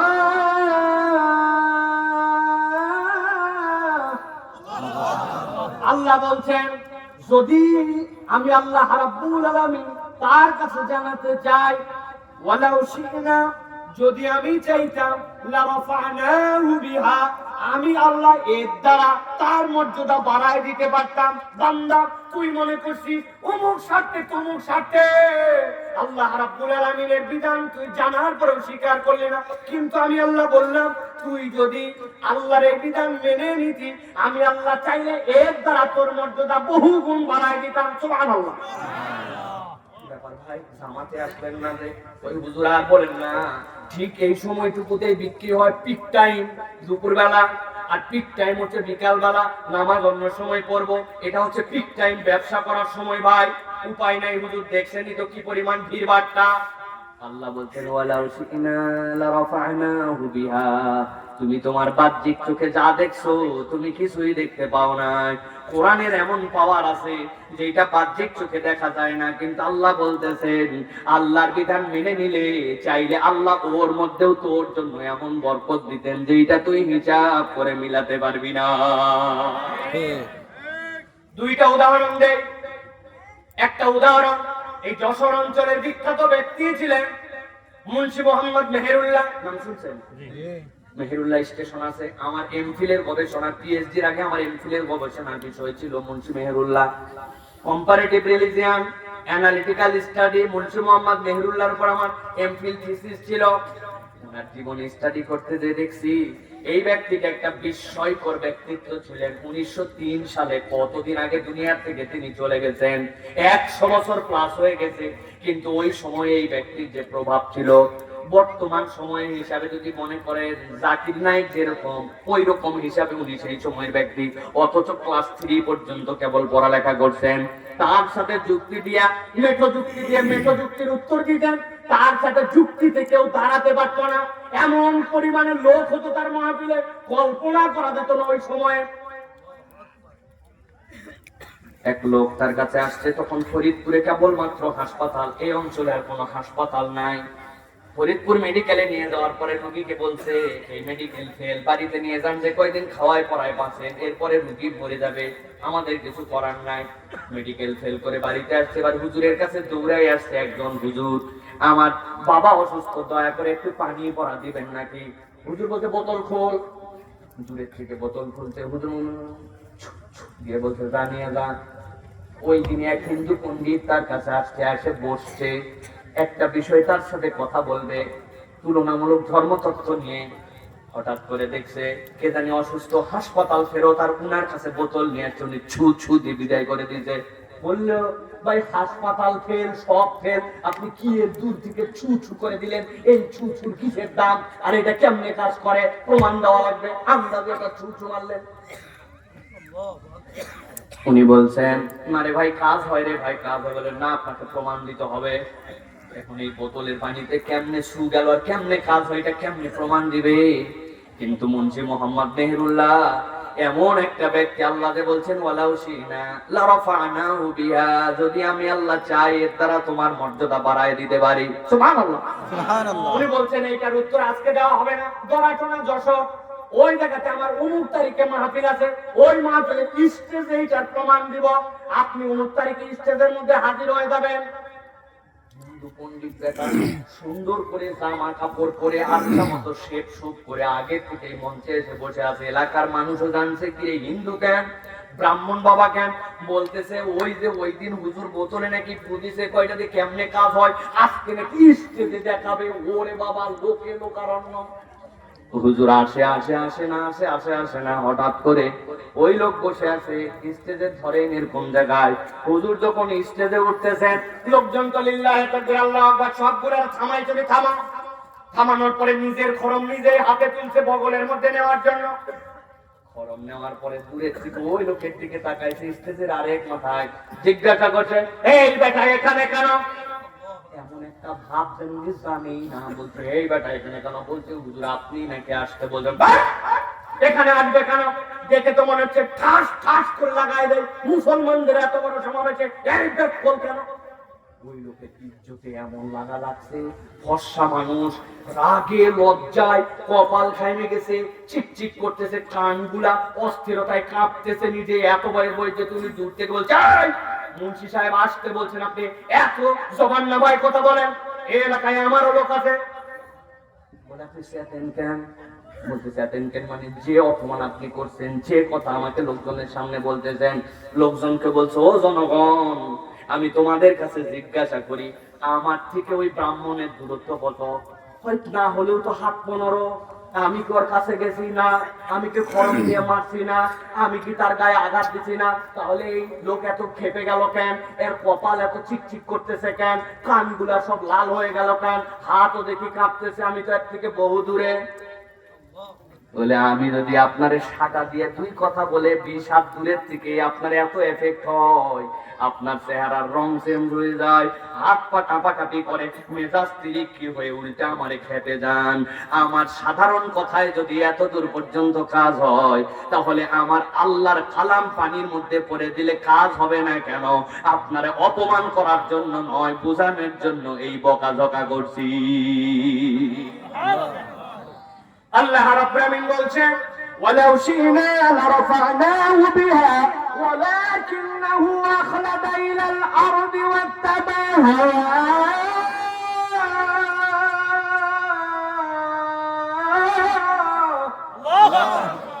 আল্লাহ বলছেন এই 2টা অপরাধ সে করলো, মনে আছে তো? 1 নম্বরটা মনে আছে তো? 2 নম্বরটা আল্লাহ বলছেন যদি আমি আল্লাহ চাইতাম তার মর্যাদা আসমানে উঠাই দিতে পারতাম, কিন্তু এই ব্যাককল এমন ব্যাককল কেবল 2টা অপরাধী করে নাই, সে 3 নম্বর অপরাধে নিমজ্জিত হলো, 4 নম্বর অপরাধে নিমজ্জিত হলো, মোট অপরাধ করলো সে 4টা। আমার হাবিব আপনি আপনার উন্নতির জন্য এটা জানাই দিয়ে রাখেন। আল্লাহ কোরআনে বলছেন ওয়ালাউ শি'না লারাফা'নাহু বিহা ওয়ালাকিন্নাহু আখলাদা ইলাল আরদ। ওই ব্যক্তি 3 নম্বর অপরাধ করলো, সে নিরেট দুনিয়াদার হয়ে গেল, তার দুনিয়া ছাড়া আর মঞ্জিলে মাকসুদ কিছুই নাই। দুনিয়ায় যা করে সে পরকালের দিকে টার্গেট করে নয়, কেবল দুনিয়া দুনিয়া আর দুনিয়া। বুঝেন নাই আপনি? একটু বুঝাই বলি তাহলে আপনি বুঝবেন নিরেট দুনিয়াদার মানুষ কেমনে হয়ে যায়। দুনিয়া ছাড়া তার কিচ্ছু টার্গেট থাকে না। দোকানের মাল তার বৈধ, দোকান তার বৈধ, সে বৈধ দোকানদার, কিন্তু বৈধ মাল পর্যন্ত অবৈধ করে বিক্রি করে। আচ্ছা আপনি আমার বোনের কাস্টমার, কত সেই লোক 11 নম্বর। ওই চাচা আপনারে সেনা লোক বলে কেনা দামে দিলেন, বাপ দাদার জন্মরে দেখে নাই, পরে বানাইছে সেনা লোক আর কেনা দামে দিলাম, অথচ মাল বৈধ, সব বৈধ, একটু বিক্রি বাড়ানোর জন্য, 2 টাকা মুনাফা করার জন্য এইরকম মিথ্যা কথা ঢাকার লোকেরা বলে, মাগুরায় বলে না। ভালো করে বোঝেন ওয়ালাকিন্নাহু আখলাদা ইলাল আরদ। ও দুনিয়া ছাড়া কিচ্ছু বুঝে না, দুনিয়ার সাথে সব করতে রাজি আছে। ও জানে ইসলাম তার জন্য একটা গাইডলাইন দিয়েছে, হুদুদ দিয়েছে, হারাম কোনটা হালাল কোনটা আল্লাহ দিয়েছে তার জন্য। বিয়ের পরে তোমার জন্য সম্পর্ক হালাল, আর বিয়ের আগে তোমার জন্য সম্পর্ক হারাম। ও জেনে বুঝে আল্লাহর হুদুদ অতিক্রম করেছে, বলতেছে যার সাথে সারা জীবন থাকবো তার একটু আগে দেখে নেওয়া লাগে। আছে না ভাই? তাহলে আল্লাহ রাব্বুল আলামিন বলছেন ওয়ালাকিন্নাহু আখলাদা ইলাল আদ। আপনি বুঝেন নাই জন্য আর একটু ক্লিয়ার করে বুঝাই। আখলাদা ইলাল আদ মানে কি? নিরেট দুনিয়াদারের সংজ্ঞাটা আল্লাহ কি দিয়ে দিলেন? গভীর মনোযোগ। আরবিতে খুলদুন শব্দের অর্থ এমন চতুষ্পদ জন্তু যে মাথা উঁচু করতে পারলেও সব সময় তার মুখটা নিচের দিকে থাকে, জমিনের দিকে থাকে। মাঝে মাঝে উঁচু করলেও চার পা হাত তার থাকে, আর তার মুখটা সব সময় মাটির দিকে থাকে। সাহস থাকলে তুমি একটা প্রাণীর নাম বলেন দেখি। গরু বলেন না? গরু। আরেকটা বলেন। কুকুর। ছাগল ছিলেন না? আপনি আগে শুয়োরে যাচ্ছেন কেন? ভালো তো। ভেড়া ছিলেন না? আপনি হাতি ছিলেন না? রয়্যাল বেঙ্গল টাইগার ছিলেন না? আপনি খালি শুয়োরে যাচ্ছেন ব্যাপার। আল্লাহ রাব্বুল আলামিন বলছেন এই ব্যক্তিটার চরিত্র হচ্ছে ওয়ালাকিন্নাহু আখলাদা ইলাল আরদ। ও নিরেট দুনিয়াদার, সব সময় তার মুখটা মাটির দিকে। অথচ আল্লাহ আপনাকে আমাকে ব্যতিক্রম করে বানাইছে রে ভাই। এই পৃথিবীতে সৃষ্টি হচ্ছে তিন ধরনের। একটা সৃষ্টি হচ্ছে মুকিব্বান আলা ওয়াজহি, যে সব সময় সরীসৃপ মুখের ভরে থাকে সিজদার হালতে। ওই যে সাপ, ওই যে কুমির, ওই যে আপনার বাড়ির টিকটিকি, ওই যে কেঁচো যেটা আপনি দেখেন, ওইগুলা সবগুলা বুকের ভরে আর মুখের ভরে চলে। আছে কিনা? আসলেও সিজদার হালতে আছে। আরেকটা হচ্ছে চার পাওয়া জন্তু, ও সব সময় মাটির দিকে মুখ করে থাকে। আসলে মাটির দিকে মুখ করে থাকে না, ও রুকুর হালতে থাকে। আল্লাহ তাকে হালতে দায়মান রাকিনদের মধ্যে অন্তর্ভুক্ত করে রাখছেন। সুবহানাল্লাহ। আর একমাত্র ব্যতিক্রম সৃষ্টি মানুষ, যে মানুষের মাথাটাকে আল্লাহ উঁচু করেছেন। কিন্তু আল্লাহ সকল সৃষ্টি যে সব সময় রুকু, সব সময় সিজদাকারী, তার উপরে কেন মানুষকে উঠালেন? আল্লাহ রাব্বুল আলামিন ওই মানুষকে অনন্য একটা যোগ্যতা দিয়েছেন, সে সব হালতের মধ্যে যেতে পারে। ওই বান্দা আল্লাহু আকবার বলে দাঁড়ায়, দাঁড়ানোর পরে আল্লাহকে বলতেছে আল্লাহ আমার মাথা উঁচু, তবে তার থেকে বেশি তুমি বড়। আল্লাহু আকবার। এরপরে সানা পড়ে, এরপরে কোরআন তেলাওয়াত করে, সূরা ফাতিহা পড়ে, এরপরে আল্লাহু আকবার বলে রুকুতে যায়।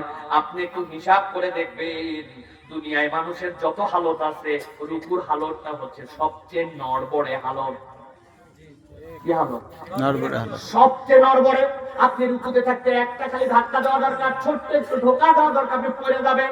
পা সাথে সাথে ফাঁক করে ব্যালেন্স করা লাগবে, ঠিক কি না? দাঁড়াই থাকলেও আপনি এত নড়বড়ে না, বসে থাকলেও নড়বড়ে না, আপনি রুকুর হালতে থাকতে নড়বড়ে। কিন্তু যখন আপনি মাজা সোজা করে রুকু দিয়েছেন, তখন আল্লাহকে বলতেছে আমি যখন দুনিয়ার সবচেয়ে দুর্বল, আমি তখন জানালাম সুবহানা রাব্বিয়াল আযীম। আমার রবের ওই পবিত্রতা যার থেকে শক্তিশালী আর কোন রব নাই। আল্লাহু আকবার। আল্লাহ বলতেছেন ওই বান্দা এরপরে সুবহানা রাব্বিয়াল আযীমের হালত থেকে যখন উঠে, উঠার পরে বলতে বলতে উঠে সামি আল্লাহু লিমান হামিদা। বান্দা মনে করে এটা তার মুখের কথা না, এটা তার মুখের কথা নয়। বান্দা বলে মূলত ও আমার আল্লাহ, তুমি যে আমার জবান থেকে হাম শুনেছো, তুমি আমার জবান থেকে কেরাত শুনেছো, তুমি আমার জবান থেকে যা শুনেছো এর মধ্যে ভুলে ভরা টোটা ফাটা আমার মনোযোগ ছিল, আমার ছিল না। কিন্তু আমি যখন সামি আল্লাহু লিমান হামিদা বলতেছি, আল্লাহ বলতেছেন এটা তোর কথা নয়, এটা আমি আল্লাহর কথা। সামি আল্লাহু লিমান হামিদা। আল্লাহ তার প্রশংসা শোনেন যেই ব্যক্তি আল্লাহর জন্য প্রশংসা করে। আল্লাহ বলছেন তুই যা বলছিস টোটা ফাটা যাই হোক, আমি আল্লাহ কোনোটাই শুনি না, এরকম নয়। বান্দা এরপরে খুশিতে বলতে রব্বানা লাকাল হামদ। এরপরে বান্দা সিজদায় চলে গেছে। সিজদায় যাওয়ার সময় কয়টা অঙ্গ দিয়ে যায়? দুইটা হাত দিয়ে যায়, দুইটা এই তার নাক দিয়ে যায়, তার কপাল দিয়ে যায়। কথা শুনতেছেন আপনারা? দুইটা হাঁটু লাগায় যায়, দুটা পায়ের মাথা দিয়ে যায়। আল্লাহ নবী বলতেছেন দুইটা কথা এই জায়গায়, যখন তুমি সিজদায় যাও খবরদার তোমার চুল ঠিক করো না, তোমার মুখের দিকে আর হাত দিও না।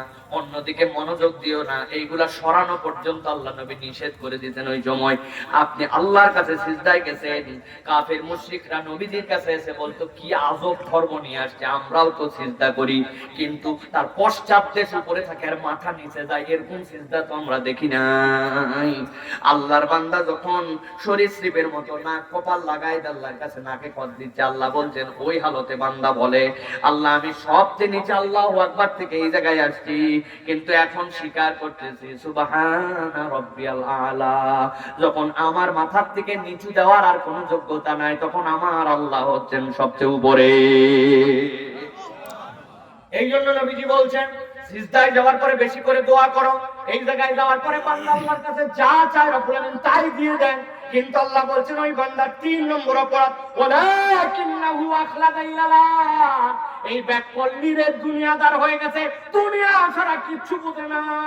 পরকাল থাক বা না থাক, দুনিয়ার টার্গেটে তার সব বরবাদ। ঠিক না? এই মুরব্বি ঠিক যে জোরে বললেন। সকালবেলা দেখি আপনি ভুঁয়ের দিকে কোদাল নিয়ে রওনা হয়েছেন। লোকজন জিজ্ঞাসা করছে চাচা হজরের পর কই যাও? কয় বাবারে আমার ভুঁয়ের সাথে যা ভুঁই লাগানো, ওই পারের লোক এখনো আল কাটে নাই। উনি কৌশলে সকালবেলা কাজের নাম দিয়া নিজের জমির আল কাটার নাম করে জমিটা 4 আঙ্গুলে একটু ঠেলতে যায়। এরকম লোক মাগুরায় না, আমাদের এলাকায় না।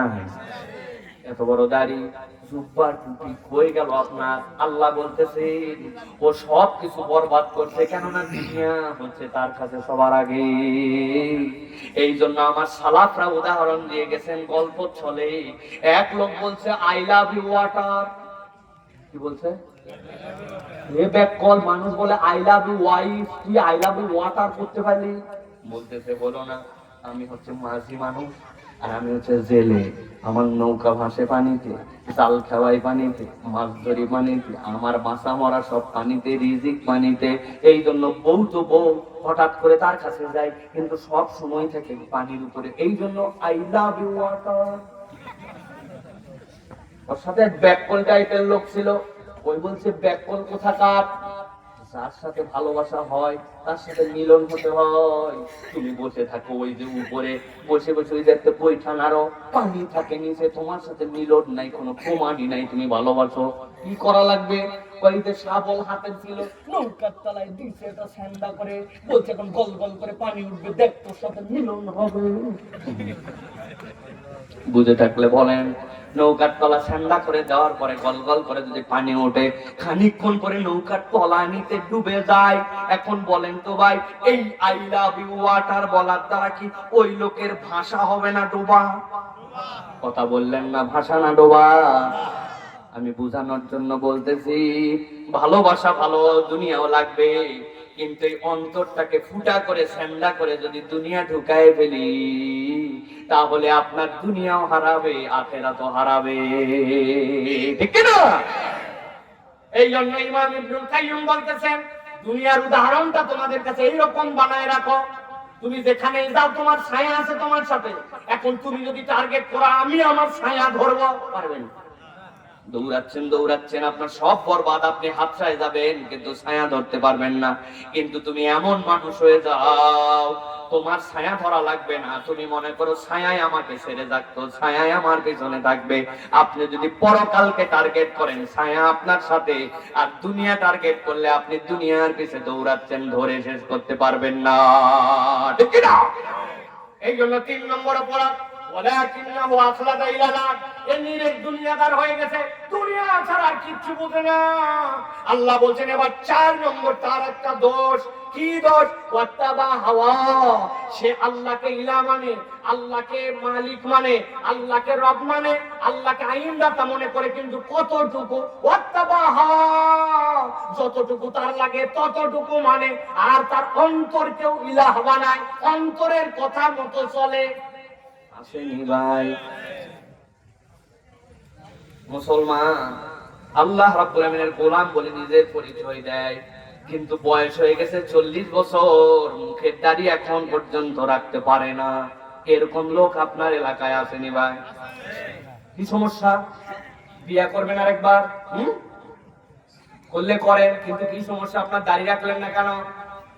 কয় বাবা চুলকায়, দেখতে তো ভালো লাগে না, আমি স্মার্ট লাগে, তোমার চাষিও তো লাইক করে না। আসেনি ভাই, বুঝে সুঝে কথা বলেন। আপনি যদি বলেন দাড়ি রাখলে আমি স্মার্ট লাগে, আপনার ঈমান চলে যেতে পারে। মুহাম্মদ সাল্লাল্লাহু আলাইহি ওয়াসাল্লাম দুনিয়ার সর্বশ্রেষ্ঠ সুন্দর মানুষ, তিনি মুখে দাড়ি রাখলেন, তিনি দুনিয়ার শ্রেষ্ঠ স্মার্ট। আর আপনি আপনাকে ঘোষণা দিচ্ছেন দাড়ি রাখলে আমি স্মার্ট লাগে, তাহলে আপনি নবীজিকে আমি স্মার্ট বলতে চান, আপনার ঈমান বরবাদ হয়ে যেতে পারে, ঠিক না? মুশ করে কথা বলেন, কথা বলার আগে পরে ভাইবেন। মক্কা শরীফে এক লোকের সাথে এক লোক বেয়াদবি করছে, এক দোকানদার বাঙালি তারে রাগ করে গালি দিছে। আমার বাপ আমারে বলছে 2004 সালের হদে, আজ থেকে 21 বছর আগে আব্বা শুনাইছে, খবরদার আদব নিয়ে চলো মক্কায়। মক্কার লোকটার সাথে একটু বেয়াদবি করছে, দোকানদার মানুষ মেজাজ গরম, সাথে সাথে ওই মুরব্বি বলছে এই মক্কার ছেলে পেলে গুলাই বেয়াদব। রাত্রেবেলা স্বপ্নে দেখতেছে নবীকে দেখা যায় না, কিন্তু কণ্ঠ শুনতে পাচ্ছে, বলতেছো হাজী সাহেব আমার বাতলে দেওয়া পথ অনুযায়ী হজ করতে আসলেন, মক্কা এসে দোকানদার খারাপ ব্যবহার করলো, কিন্তু গালিটা দিতে দিতে বললেন মক্কার সব ছেলেগুলাই খারাপ, আমি মুহাম্মাদুর রাসূলুল্লাহ মক্কার ছেলে। বুঝলেন ধাক্কা কোথায় মারে? ওয়াত্তাবা হাওয়া, আপনি মন পছন্দ জীবন চালান, আপনি আপনার মনের শয়তানিতে আপনি দাঁড়িয়ে রাখতে পারেন না, অথচ আপনি বলতেছেন না আমার ইলাহ আল্লাহ, আমার নবী মুহাম্মদুর রাসূলুল্লাহ। আছে কিনা? রাগ করেন না, বলবে হুজুর এত আইটেম থাকতে আপনারা যারা দাঁড়িয়ে রাখা হুজুর আপনারা এই ওয়াজটা একটু বেশি করেন। না বুঝে করি না, বুঝে করি। ওই যে পাগড়িওয়ালা ভাই বসে আছে, গলার মধ্যে কি সুন্দর জুব্বা, কলার ছাড়া। নবী করিম সাল্লাল্লাহু আলাইহি ওয়াসাল্লাম এই টাইপের জুব্বা পরতেন, যেটার মধ্যে কলার ছিল না, এই টাইপের বেশি পরতেন। ওই ভাই এখন ওসিয়ত করে লেগে গেছে, সারা জীবন মাথায় পাগড়ি পরছি, গায়ে জুব্বা পরছি, মরার পরে যেন আমার কবরে পাগড়ি পরে জুব্বা দিয়ে দাফন দেওয়া হয়। মানবেন? কেন মানবেন না? কি সমস্যা রে ভাই? একটা লোক একটু জুব্বা পরে কবরে যেতে চাইছে, কি সমস্যা?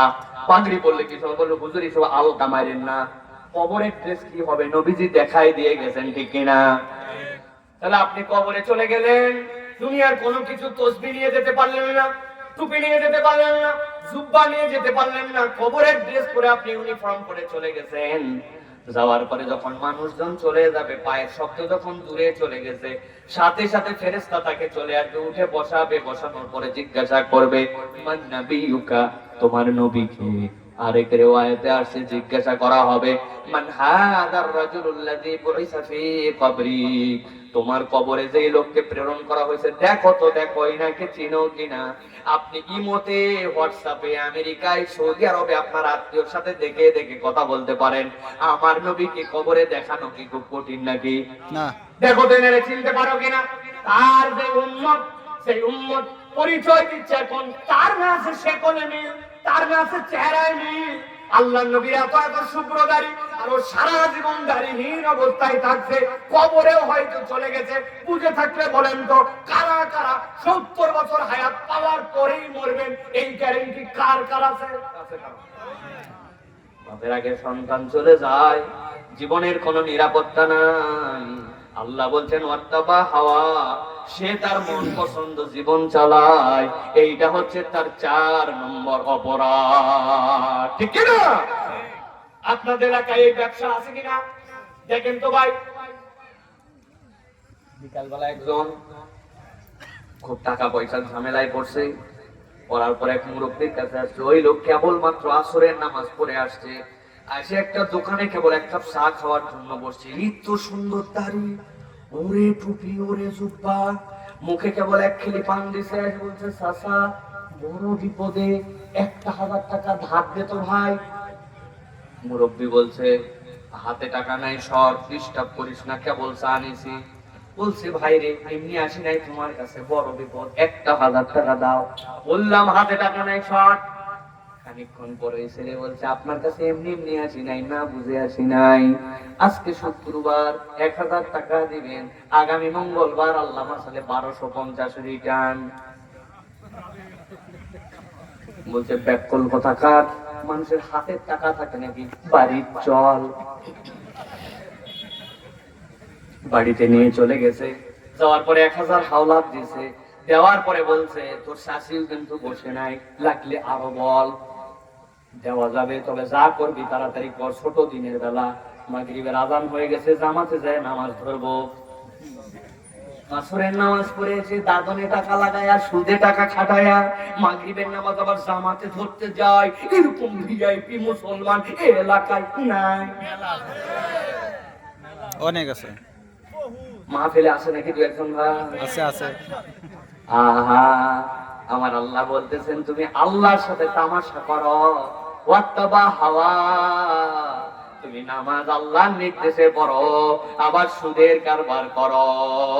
তার মানে আল্লাহ তোমার ইলাহ নয়, তোমার ইলাহ তোমার অন্তর। ঠিক না? এরকম মুনাফিক মার্কা মুসলমান আছে কি না? রাগ করতেছেন আপনারা ভাই? আলোচনা শেষ করে দিচ্ছি, টেনশন করবেন না, বেশি দেরি করব না। চলে সামনের দিকে এগোই। 1.5 ঘন্টা হয়েছে। আমিন। আল্লাহ রাব্বুল আলামিন বলতেছেন, সামনে কথা বলেন না, ভালো করে খেয়াল করেন, যা বলি এই পর্যন্ত শুনেন ভালো করে। আল্লাহ রাব্বুল আলামিন বলছেন, তাহলে এই বান্দাদের 4টা অপরাধ। কয়টা? 4টা। হাত তুলে রেডি করেন এরকম করে, আমি যেই বলবো কয়টা, একসাথে সব হাত তোলা লাগবে। 4টা। কয়টা? 4টা। হাত নামান, সব ওঠে নাই। ওই যে পিছনে কারা গল্প করতেছে চেয়ারের ওই জায়গায়, এই যে চেয়ারগুলো ভাঁজ করা, ওই চেয়ারের ওখানে আমি 3 বার খেয়াল করছি। শুধু একটা সিনিয়র মানুষ আছে জন্য কিছু বলি নাই, 2 বাচ্চা সব মাপ, কিন্তু মুরব্বীর কোনো মাপ নাই, একবারে লাঠি দিয়া পিটানো হবে। অপরাধ তাহলে কয়টা? 4টা। হাত নামান, সব হাত ওঠে নাই। আরেকবার, অপরাধ কয়টা? 4টা। মুখস্থ করেন। 1 নম্বরে আল্লাহর আয়াত জেনে বুঝার পরেও সেখান থেকে মুখ ফিরায় নিল, শয়তান তার পিছে লেগে গেল। 3 নম্বরে নিরেট দুনিয়াদার হয়ে গেল, হালাল হারাম বিবেচনা করে না, মিথ্যা কথা বলতে একটুকু তার মুখে বাঁধে না, গীবত গিল্লা তার কাছে পান্তা ভাত, মুখ আছে তার, গালি আছে যার, এইরকম স্টাইলে র্যান্ডম গালাগালি করে, একদম পুরাপুরি নিরেট দুনিয়াদার হয়ে গেছে, আল্লাহর দিকে তাকায় না। 4 নম্বরে নিজের মন পছন্দ জিন্দেগি চালায়, আল্লাহ নেই তবে যতটুকু লাগে, বাকিটুকু নিজের ইচ্ছা মতো চলি আমি। জুম্মা পড়ে কিন্তু ওয়াক্ত পড়ে না, রমজানের রোজা মাঝে মাঝে রাখে, মাঝে মাঝে রাখে না। এই ব্যক্তি তার ইচ্ছা মতো জীবন চালায়। আল্লাহ বলতেছেন এই 4 অপরাধ যার আছে, নবী এবার আমি একটা উদাহরণ দেব, আপনি আপনার উম্মতকে জানায় দেন। আল্লাহ বলছেন, ফামাসালুহু কামাসালিল কালব ইন তাহমিল আলাইহি ইয়ালহাস আও তাতরুকুহু ইয়ালহাস যালিকা মাসালুল কওমিল্লাযীনা কাযযাবু বিআয়াতিনা ফাকসুসিল কসাস লাআল্লাহুম ইয়াতাফাক্কারুন। আল্লাহ বলছেন ঠান্ডা মাথায় বুঝো, এই 4 অপরাধ তার জীবনে আছে, আল্লাহর কাছে তার একটা উদাহরণ আছে। ফামাসালু কামাসালিল কালব, আল্লাহ বলছেন এদের উদাহরণটা আল্লাহর কাছে কুত্তার মতো। কার মতো? সবগুলা মুখ খুলে ঠান্ডা মাথায় একসাথে বলতে হবে, কার মতো? কুকুরকে বলছে কুত্তা। কুত্তা। কুকুর বললে একটু স্মার্ট স্মার্ট লাগে। ভালো করে বলেন, কার মতো? কুত্তার মতো। আরেকবার বলেন, কার মতো? জোরে বলেন, তাদের উদাহরণ কার মতো? চিন্তা করবে কোন হুজুরে নিয়ে আইছে রে, কুত্তা বলালো আমাদেরকে 4 বার, বিনা কারণে বলাই নাই, মগজটা পরিষ্কার করার জন্য বলছে। আপনি চিন্তা করছেন নিশ্চয় আল্লাহ কুকুরের কথা বলছে, কুকুর একটা নিকৃষ্ট প্রাণী, বাজে প্রাণী, খারাপ প্রাণী, এই জন্য আল্লাহদেরকে কুত্তা বলছে, এরকম ভাবছেন আপনারা, তাই না? না না না, আমি আমার ক্ষুদ্র চিন্তায় দেখেছি কুকুর হচ্ছে প্রাণীর জগতের মধ্যে সবচেয়ে বেশি বিশ্বস্ত প্রাণী, অন্যতম বিশ্বস্ত প্রাণী, কৃতজ্ঞ। অনেক মানুষের থেকে অনেক সময় অনেক কুকুর কৃতজ্ঞ হয়। ঠিক বলছেন না বুঝে আমার কাছে প্রমাণ আছে। আমি আমার বাড়ির নিচে একটা দোকানে চা খাই, আমার চা খাওয়ার ক্ষেত্রে একটা বদ অভ্যাস আছে। আমি যখন চা খাই আমি কিছু ডুবাইয়া সুবাইয়া খাই, বিস্কুট টিস্কুট কিছু না দিলে আমার খাইয়া জুত হয় না। আপনাদের এই অভ্যাস আছে ভাই? আমি একদিন চা খেতে বসছি, বসার পর উপর দিকে তাকাইছি, তাকায় একটা এনার্জি বিস্কুটের প্যাকেট নিয়েছি, প্যাকেট নিয়ে খুলছি, খোলার পরে যেই না ঢুকাইছি, হঠাৎ করে প্রত্যেকটা লোক আসছে, আপনি সাইফুল্লাহ ভাই? ওরে আল্লাহ, 5 বছর আপনার ওয়াজ শুনি আপনার দেখতে পাবো এই জায়গায়, বিশ্বাস হয় না। ও ভাই দেখেন আমার পছন্দ দাঁড়ায় গেছে। আরে ভাই থাম, এত উত্তেজিত কেন? হুজুর আপনার সাথে ছবি তুলে। ভাই থাম, আগে বস, চা খাবেন আমার সাথে। আমি সাইফুল্লাহ ভাই, এমন কিছু হয় নাই। ভাই আপনার দেখার পর আমার কথা বন্ধ হয়ে গেছে। মোহব্বতের কারণে, ভালোবাসার কারণে এরকম হয়, ঠিক কিনা? ওই লোক আমার কাছে বসছে, এদিকে আমার চায়ের মধ্যে বিস্কুট ডুবানো, 8-10 সেকেন্ডের ঘটনা শেষ। এবার আমি বিস্কুট তুলে দেই না মুখে দিতে যাব, দেখি বিস্কুট মুখে আসার আগে অ্যাক্সিডেন্ট করে নিচে পড়ে গেছে। দেই না বিস্কুট নিচে পড়ছে, দূরে একটা কুকুর বসা ছিল, এক মুহূর্ত দেরি নাই, সো করে আমার কাছে আইছে। আসার পরে আমি পা সরাতে দেরি, ও মাথা নিচু করে 2 টানে ক্লিয়ার। ওই দিনের মতো ঘটনা শেষ। মাগরিবের নামাজ পড়ে চলে গেছি। পরের দিন আবার আসরের নামাজের পরে ওই দোকানে বসে চা খাওয়ার জন্য আসছি। যেই না চা খাওয়ার জন্য এসে বসছি, কোথা থেকে যেন একটা কুকুর দৌড়ায় আসছে, লেজ ডাউন দেওয়া, মাথা নিচু করা। আসার পরে এরকম করে আমি দোকানদারকে বললাম, ভাই আমি নামাজে যাবো, ওর মুখে লালা টালা লাগলে ঝামেলাটা সরান। বলছে, হুজুর কুকুর আপনাকে ডিস্টার্ব করতে আসে নাই, গতকালকে আপনি যে ওরে বিস্কুট খাওয়াইছিলেন, ওই তাকায় দেখেন ওর লেজ নামানো, মাথা নিচু করা, কানগুলা সোজা করা, ও আপনারে কৃতজ্ঞতা জানানোর জন্য আসছে, ডিস্টার্ব করতে আপনাকে আসে নাই। মাগুরার মুসলমান, বালিয়াডাঙ্গির মুসলমানের কাছে জিজ্ঞাসা করি, বুঝে থাকলে বলেন, গতকালকে যেই কুত্তা বিস্কুট খাইছিল, ওই বিস্কুটটুকু কি আমি কুত্তাকে খাওয়াইছিলাম, নাকি বিস্কুটটা একা একাই ভেঙে পড়ে গেছিল? ভেঙে পড়ে যাওয়া বিস্কুট খেয়ে 24 ঘন্টা পরে কুকুর কৃতজ্ঞতা জানাতে মাথা নিচু করে আছে, লেজ গুলা নড়ায় এমন ভাবে যেন আপনাকে কৃতজ্ঞতা জানায়। কিন্তু আপনি আপনার হায়াতে, আপনার জীবনে আপনি এরকম অনেক মানুষ খুঁজে পাবেন, তার বিপদের সময় আপনি আগায় আসছিলেন, প্রয়োজনের সময় টাকা ধার দিয়েছিলেন, ওর যখন দুর্দিন ছিল তখন তার পিছনে আপনি ধাক্কায় ধাক্কায় দৌড়াইছেন। এখন দিন বদল হয়ে গেছে, টাকাটা আপনার দরকার, দৌড়াতে দৌড়াতে টাকাটা দেয় না, আপনার একটু তার পিছনে সহযোগিতা দরকার, আপনাকে আর চেনে না, সুযোগ পাইলে তো চেনে না, চেনেই না, উপকারের পরিবর্তে আপনাকে বাঁশ দিতেও দেরি করে না। আসেনি? তাহলে আল্লাহ যে বললেন কামাসালুহু কামাসালিল কাল, ওই 4 চরিত্র যার মধ্যে আছে, আল্লাহ বলছেন ওইটা হচ্ছে কুত্তার মতো। তার মানে কুকুরকে আল্লাহ অকৃতজ্ঞ, কুকুরকে নিকৃষ্ট, কুকুরকে বাজে হিসাবে এখানে আল্লাহ বলেন না, ঠিক না? কেন বলছেন তাহলে?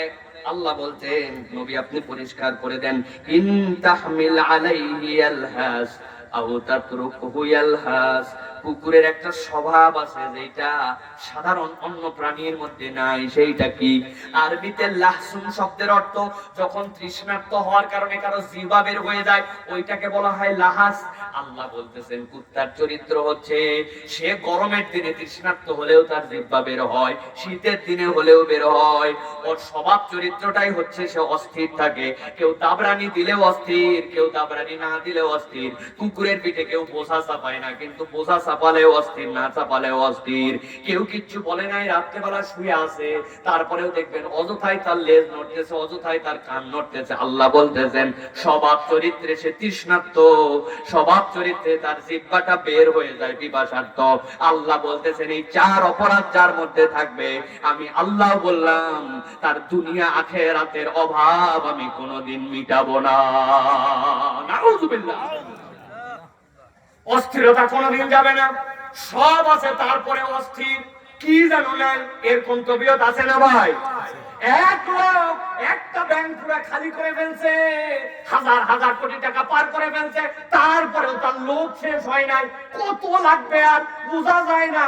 আল্লাহ বলতেছেন এইটাই হচ্ছে তার জীবনের অস্থিরতা। তুমি হয়তো দেখতেছো বিরাট সম্পদ, কিন্তু আসল খবর পাও না, ওর হৃদয়ে কোনো শান্তি নাই, ওর অভাব কখনো দূর হবে না। এই 4 অপরাধ যার, আল্লাহ বলছেন কুত্তার মতো তার দিন দুনিয়া এবং আখিরাত। অনেক মানুষ আপনি খুঁজে পাবেন কোটি কোটি টাকা দামের বাড়ি, হাজার হাজার টাকা দামের খাট, আরামের ম্যাট্রেস, তার উপরে কোনা, রাত্রের পর রাত শুয়ে থাকে, ঘুম আসে না। আর দেখবেন আইল্যান্ডের মধ্যে টুকরি নিয়ে ট্রাকের থেকে মাল নামায়, ট্রাক আসতে লেট হয়েছে, ওই জন্য আইল্যান্ডের মধ্যে টুকরির মধ্যে গামছাটা পেতে ঘুমায় গেছে। 5-25 টনের ট্রাক চলে যায়, আর ওই গামছা পাতা ওই টুকরির মধ্যে ওই আল্লাহর বান্দা নাক ডাকে। দুইটাই জীবন, কিন্তু দুইটার সুখ কখনো সমান নয়। কথা বললেন না যে? ভাবতেছেন হুজুর দুনিয়ার জীবনে একটু অস্থির হয়, দুনিয়ার জীবনে একটু এরকম হয়, আধুনিক মডার্ন ওয়ার্ল্ড, এখানে একটু এরকম হয়েই থাকে। আল্লাহ তাদের জন্য বলতেছেন, বান্দা দুনিয়ার জীবনই তোর একমাত্র জীবন নয়, দুনিয়ার জীবনের পরে পরকালের জীবন যেইটা হবে, ওইখানে যাওয়ার পরে যদি কুত্তার জিন্দেগি হয়, এই অস্থিরতার জিন্দেগি হয়, ওইটা তোমারে ঠেকাবে কে? দুনিয়া না হয় কলে বলে পার হলে, কিন্তু কবরে যাওয়ার পরে তো আর তোমার কেউ নাই। তোমার সন্তান পর্যন্ত, তোমার স্ত্রী পর্যন্ত বলে, লাশ কেন রাত্রেবেলা বাড়িতে রাখা লাগবে, খাটলিতে করে অন্তত পক্ষে বারান্দার বাইরে রাখেন। মরে যাওয়ার পরে ওই রাতেই আপনার বানানো বিছনায় আপনার স্ত্রী, আপনার সন্তান আপনাকে রাখবে না, ঠিক না?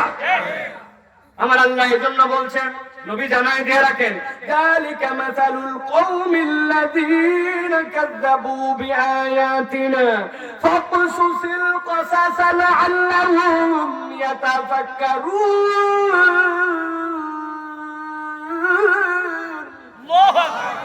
আল্লাহ বলছেন এইটা উদাহরণ ওই কওমের জন্য যারা আল্লাহর আয়াত এই মাগুরের মতো জায়গায় বসে থেকে এই গভীর রাত পর্যন্ত কোরআনের কথা শুনলো, শোনার পরেও তারা স্বীকার করলো না, আল্লাহর কাছ থেকে বুদ্ধি বিবেচনা করে ফেরত আসলো না, এই উদাহরণ তো তাদের জন্য। আল্লাহ বলতেছেন ফাকসুসিল কসাসা লাআল্লাহুম ইয়াতাফাক্কারুন, আপনি ঘটনাটা জানায় রাখেন, আশা করা যায় তাদের উপকার হবে। কাদের উপকার হবে? যারা দুনিয়ার বুকে চিন্তা করে। তাহলে বুকে হাত দিয়ে বলেন তো, এখান থেকে আসার আগেও যা ছিল আর কোরআনের আলোচনার পরেও কি আমার একই মানুষ হওয়া চলবে, না পরিবর্তন হওয়া লাগবে? লাগবে, পরিবর্তন হওয়া লাগবে। আল্লাহ বলছেন যদি পরিবর্তন হও, আল্লাহ ভূমিয়া তাফাক্কুর, আশা করা যায় আপনার উম্মতের সবাই তো এরকম হবে না, এরা চিন্তা করবে, এরা ভাববে আমার গ্যাপ গুলা কি, আমার দুর্বলতা কি, আমি কোন দিকে দুনিয়া চালাচ্ছি, একটু ভাববেও। পরিবর্তন তার চিন্তায় আসলো না। আগে জমি জমা ছিল না, এখন 5 কানি জমি হয়েছে। আগে মানুষের দোকানে কাজ করতো, এখন নিজের দোকান হয়েছে। আগে অবিবাহিত ছিল, এখন বাচ্চা কাচ্চা বিয়ের বয়স হয়ে গেছে। কিন্তু ওই বান্দা যখন 15 বছর ছিল, যে কয়টা সূরা ছিল, আজকে 70 বছর ওর কয়টাই সূরা। ওই সময় সানার অর্থ জানতো না, এখনো জানে না। ওই সময়ও জানাজার নামাজ জানতো না, এখনো জানে না। ওর জীবন পরিবর্তন হলো তাহলে কোথায়? ও তো খালি হায়াত খরচ করে ফেললো, সে তো মানুষ হতে পারে নাই, ঠিক কি না? আমাদের প্রত্যেকের জীবনে দুর্বলতা আছে, আছে কি না? আল্লাহ বলেন লাআল্লাহুম ইয়াতাফাক্কারুন, আশা করা যায় তারা চিন্তা করবে। সর্বশেষ আল্লাহ বলতেছেন হুমকি দিয়া, ساء مثل القوم الذين كذبوا بآياتنا وأنفسهم كانوا يظلمون। তবে তাদের কাছে বলে লাভ হবে না, যে মানুষের কাছে বলা না বলা সমান, তারা নিজেদের প্রতি জুলুমকারী। এখন আমি শেষ স্বীকারোক্তি আপনাদের কাছে নিতে চাই, আমরা কি আল্লাহর আয়াত স্বীকারকারী না অস্বীকারী? স্বীকারকারী। বুঝে বলেন, স্বীকারকারী না অস্বীকারী? আমরা কি কুকুরের জীবন চাই না মানুষের? আমরা যদি মানুষের জীবন চাই, তাহলে আজকের থেকে ইহতিসাব করে আমাদের জীবনের ক্ষেত্রে একটু পরিবর্তন করা লাগবে। আমি জানি বুঝি এরকম আল্লাহর কোন আয়াত আমার যেন অস্বীকারী না হয়, আমার যা শুনলাম তাই মানলাম, বোঝার অত দরকার নাই। 2 নম্বরে শয়তান যেন আমার পিছে না লাগে, আমাকে সতর্ক হয়ে চলতে হবে। এমন কাজ ফুতুয়াতে শয়তান সেটা যেন আমার সাথে সম্পৃক্ত না হয়। 3 নম্বরে আমার পরকাল ঠিক তো আমার সব ঠিক, দুনিয়া হারাতে রাজি কিন্তু পরকালকে বিক্রি করতে রাজি না, ঠিক না? আর 4 নম্বরে যেটা মনে রাখতে হবে সেইটা হচ্ছে আমার নফস যেন আমার ইলা না হয়ে যায়। আমার ইলা আল্লাহ, তার কথা আমি চলবো, আমি তার কথাও মানি আবার নফসের কথাও মানি, এটার নাম জিন্দেগি হতে পারে না, ঠিক না? অনেকেই বাপমা হয়ে গেছে, নাতি নাতনি হয়ে গেছে, আমার জীবন তো এক লাইনে চলে গেছে, বাচ্চাটারও মানুষ করবো না।